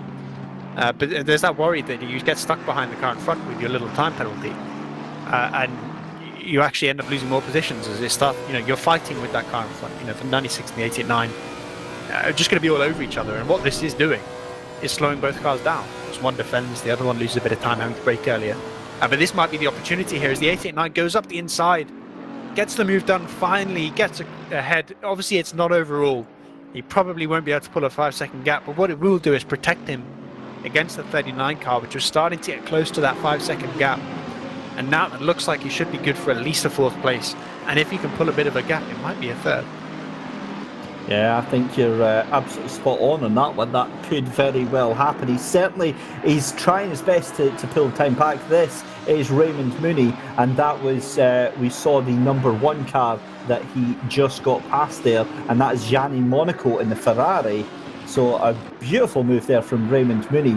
Although he's up into 11th place, I've got a feeling he's actually lost out there, because he was up with Vasily Anufriev, and now he's away back fighting to keep on to 12th place there. Here is George Boothby though, and this is what I don't understand about George, is like he'll drop 2, 3, 4 car lengths back and then just come absolutely charging in that Mercedes.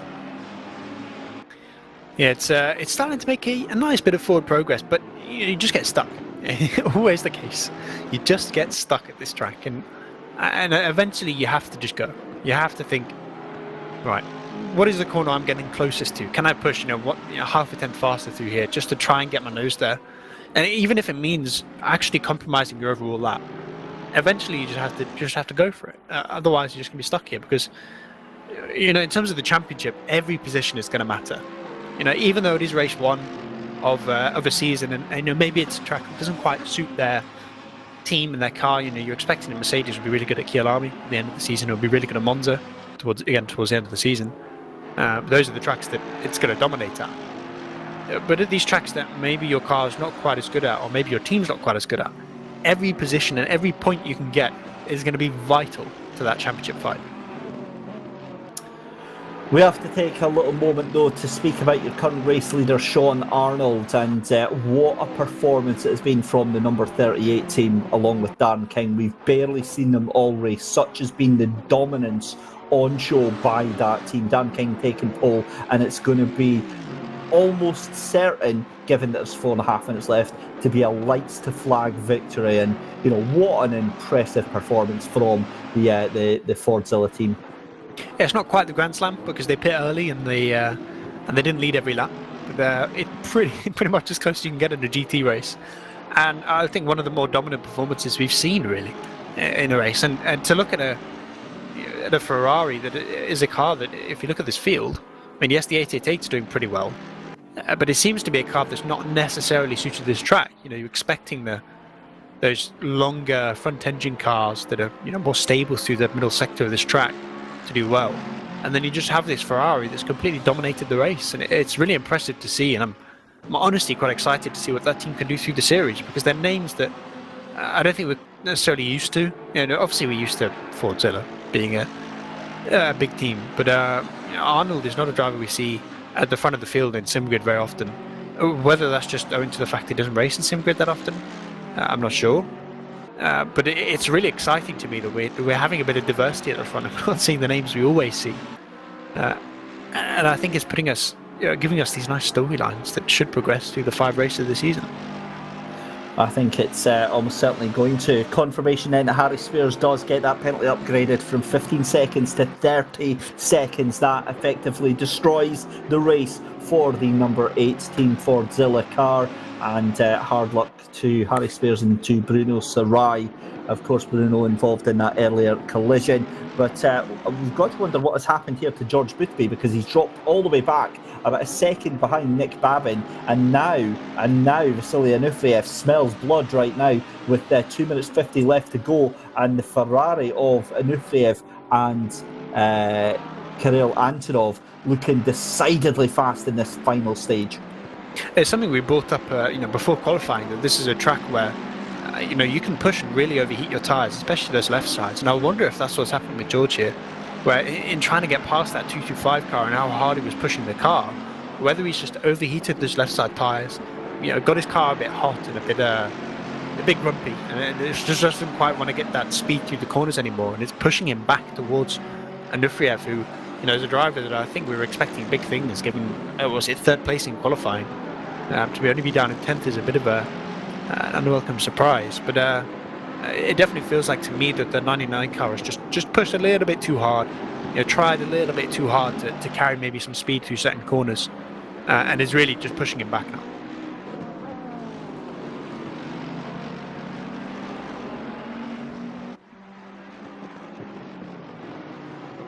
Oh, that gap has considerably come down.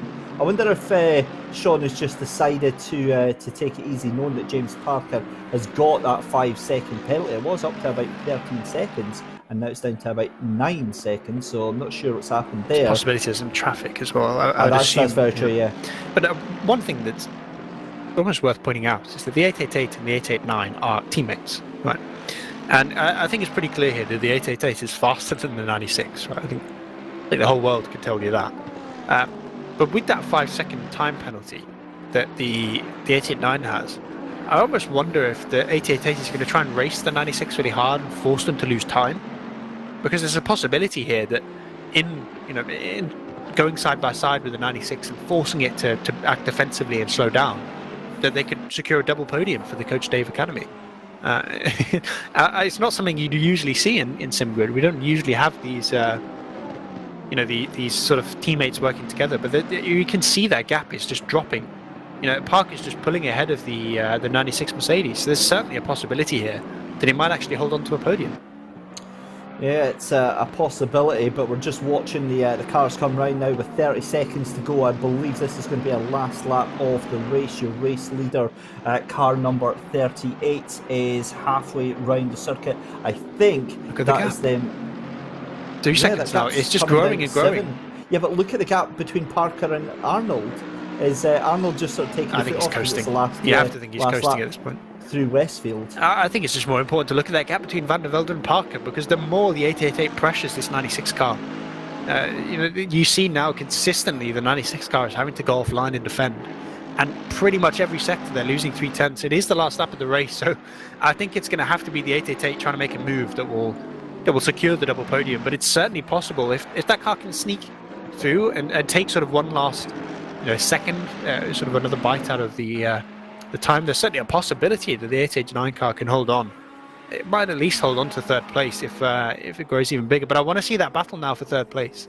Yep, and across the line goes Sean Arnold then to win here at race number 1. Second place is going to go to James Parker. It's going to be third place for Tinko van der Velde. Alaric Enslin in fourth place there. It's going to then be Valentin Barrier in fifth, and we've got a car off at the side of the road there.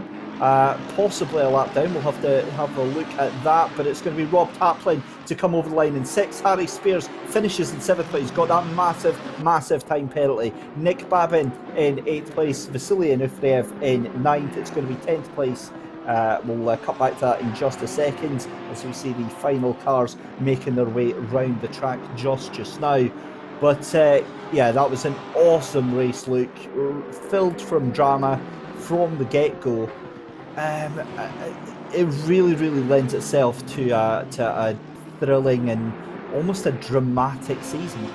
Yeah, it looked like, I think Parker made a mistake at the end of his lap.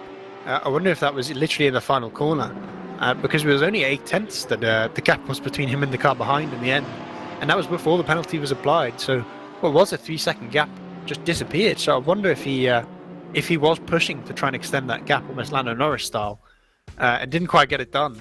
And as a result, has actually dropped a fair few positions. I think he's down in 5th overall now. because of that. So that's an unfortunate end for the 889 car's night. But at least that means the 888 car still moves on to the podium. But yeah, really impressive performance again from the 38 car. It was a complete dominance by that Ferrari. Complete class of their own. It was like they're driving a GTE. So that is it done and dusted. Time penalties will be applied because everybody has to pass the checkered flag to get them applied, and we'll get the final results standings up for you as soon as we possibly can. We'll also, I was going to say we'll have some drivers in for a chat, but I don't know if we will, if Discord is still playing up. So we'll have a look at that and see if that is working or not. But I think what we'll do, while we calm down, take a little bit of a breath and see if that's happening, is we'll take a very short commercial break and we'll come back after this.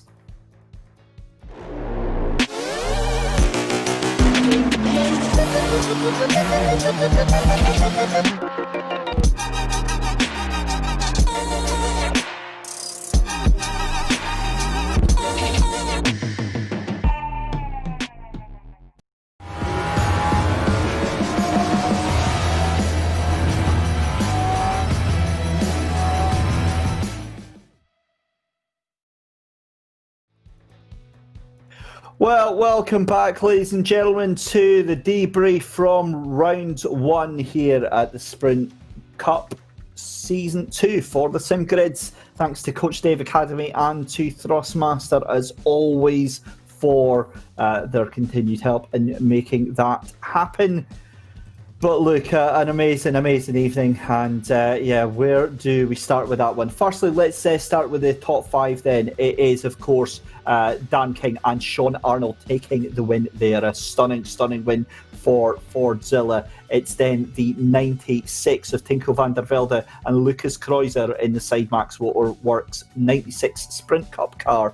The treble 8 finished in P3. That is the Coach Dave Academy of Alaric Enslin and Gregor Schill. And P4 is going to go to number 39. That's the Jardier community. Great to see them getting up into fourth place there. Jaroslav Honzik and Valentin Barrier. And then in P5 is the number 889 car. It's the second of the Coach Dave Academy cars in P5. That is James Parker and Joe McCauley. But look, we have got a couple of drivers waiting to be interviewed. So first of all, I think let's go and have a chat with our race winner, Dan King.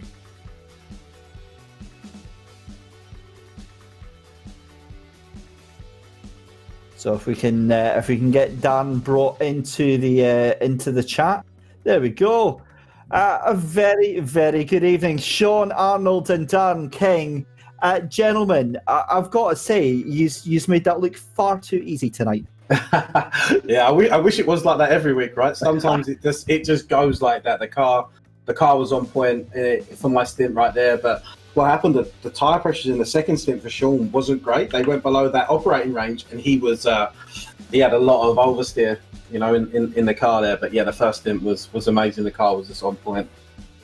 How difficult is it for you, gents, when you're so far in front, to stay focused and to stay on top? Because we know how easy it is to lose concentration, but how do you stay focused? Yeah, I think it's just seasoned, isn't it? I think a lot of it helps us all talking to each other.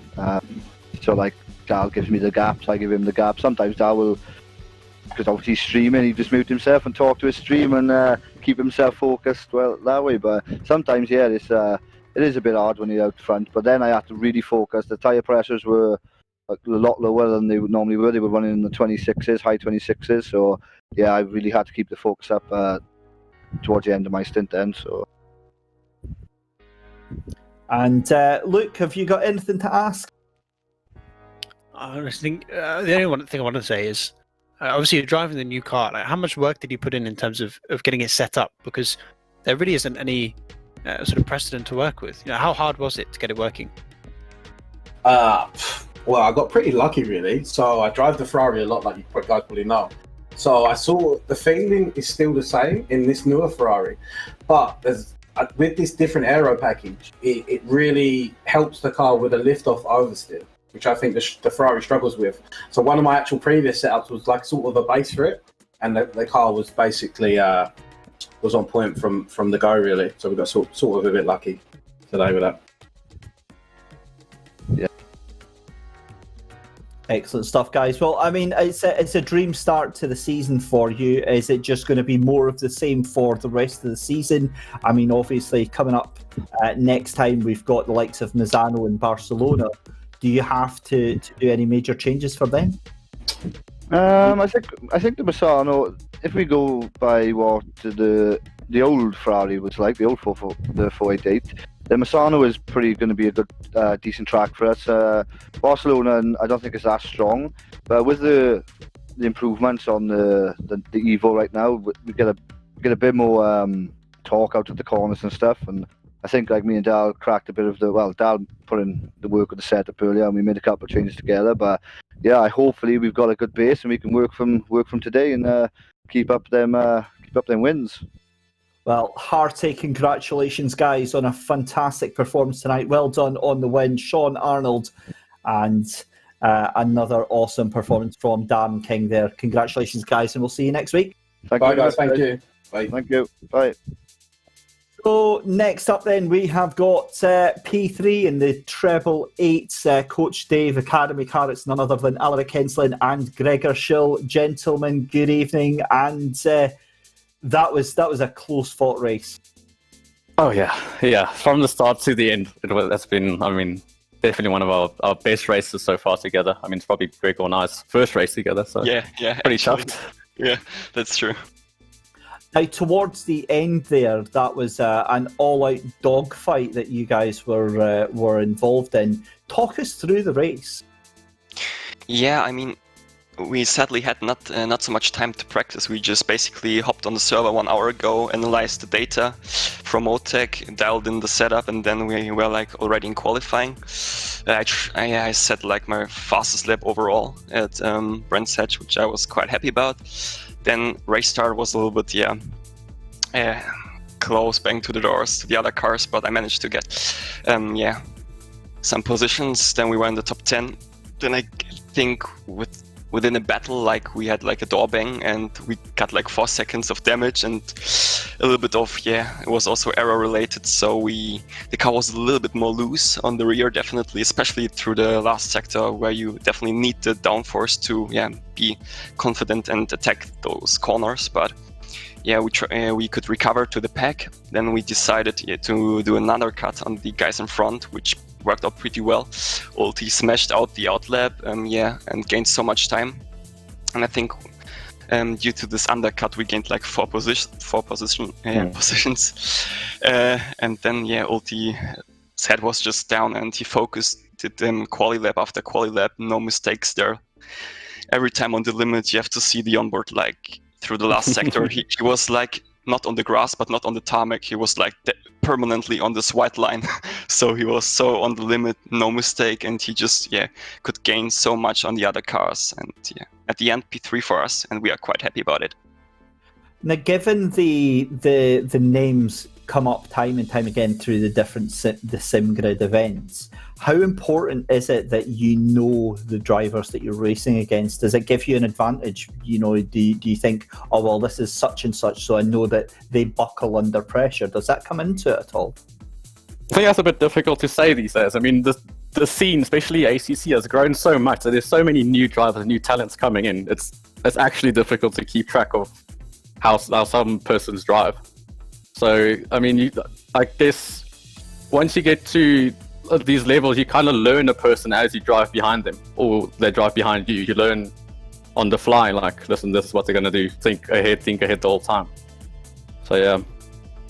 And finally, for me, Luke might have some more questions for you guys, but with Misano, Barcelona, Monza, and Kyalami coming up, what out of those 4 races stand out to you as your favourites, and what are you not looking forward to as much? Gregor? I actually think I really will enjoy Barcelona, because with the new tire update, the last sector is such a joy to drive. I mean, before you just slide it around and try to keep the car on the track to go fast, but now with the new tires, I mean, it's really nice to drive because the rear is so planted and you just can attack those chicanes in the last sector. I think I'll probably go for my home track, Kyalami. I mean, can't go wrong with it. Probably one of the best out there at the moment. So yeah, Kyalami for me. Excellent stuff. Luke? Yeah, for Alec, with the new tire model update, obviously you said you didn't have much practice on it, but in terms of your first impressions, what is the big difference that these new tires have? Definitely more in the slower speed corners. You just have a better feeling of what the car's doing, and I think Dowking also already mentioned is that, especially with the Ferrari, it doesn't seem to have like a unstable rear anymore. It's really planted. So I think that helps us a lot with brands because we can kind of throw the car through the corners and we know it's gonna, like, the rear is gonna stick. So definitely that's one of the biggest things I see so far. Yeah. Excellent stuff, guys. Well, listen, thank you so much for your time tonight. Alec Gensland and Gregor Schill from Coach Dave Academy, the 888 car. Best luck for the rest of the season and enjoy the rest of your night. Yeah. Thank you. Have a good Guys. evening. Bye-bye. Thank you. Bye. So there we go, Luke. That is us done and dusted. Race 1 out of 5 is in the bag, and boy, oh boy, do we have a season to look forward to. Yeah, I won't lie, I'm a massive fanboy of Brands Hatch. And it is, in my opinion, one of the best tracks in the world. It's up there with Spa, Kyalami, Bathurst for my favourites. And I think tonight it's proven why it's such a good track. It encourages that really close racing. But a lot of that close racing is not just because of the track. It's because we have a field of drivers that can, 25 of them are within a second of each other in qualifying. And I think that's something we're going to see across this entire championship. That there is a lot of really close drivers, a lot of really close teams in this. Because all it takes is for let's say we go to Kyalami, right, and then the Mercedes, the Lexus, and I think the Ferraris are pretty good around there as well. From what I've driven, those cars are going to start to do really well, and maybe your Bentleys are going to drop back a little bit, and we're just going to see that ebb and flow. That those 2-3 tenths that it might be, in the car, are really going to turn what could be a top 10 into something like outside the top 20 with how close this field is. So we might have this championship that is not just 2 or 3 way like we see in the World Cup and the Endurance Cup. It might genuinely be that we have 5 to 10 cars and drivers that are contending for a championship. I don't think my little heart can take that, Luke. I tell you that right now. But ladies and gentlemen, thank you so much for watching us tonight. This has been round 1 of season 2 of the Sprint Cup. Join us next week on Thursday for round 2 at Misano. Join us on Monday for the next round of the Academy Cup, where we head into, I believe it is, race number 4. We are off to Spa, which is going to be an amazing night out indeed. In the meantime, though, from myself, David Christie, from Luke Rogers, we say a huge thank you to Thrustmaster and Coach Dave Academy. Luke, I will see you on Monday, my friends.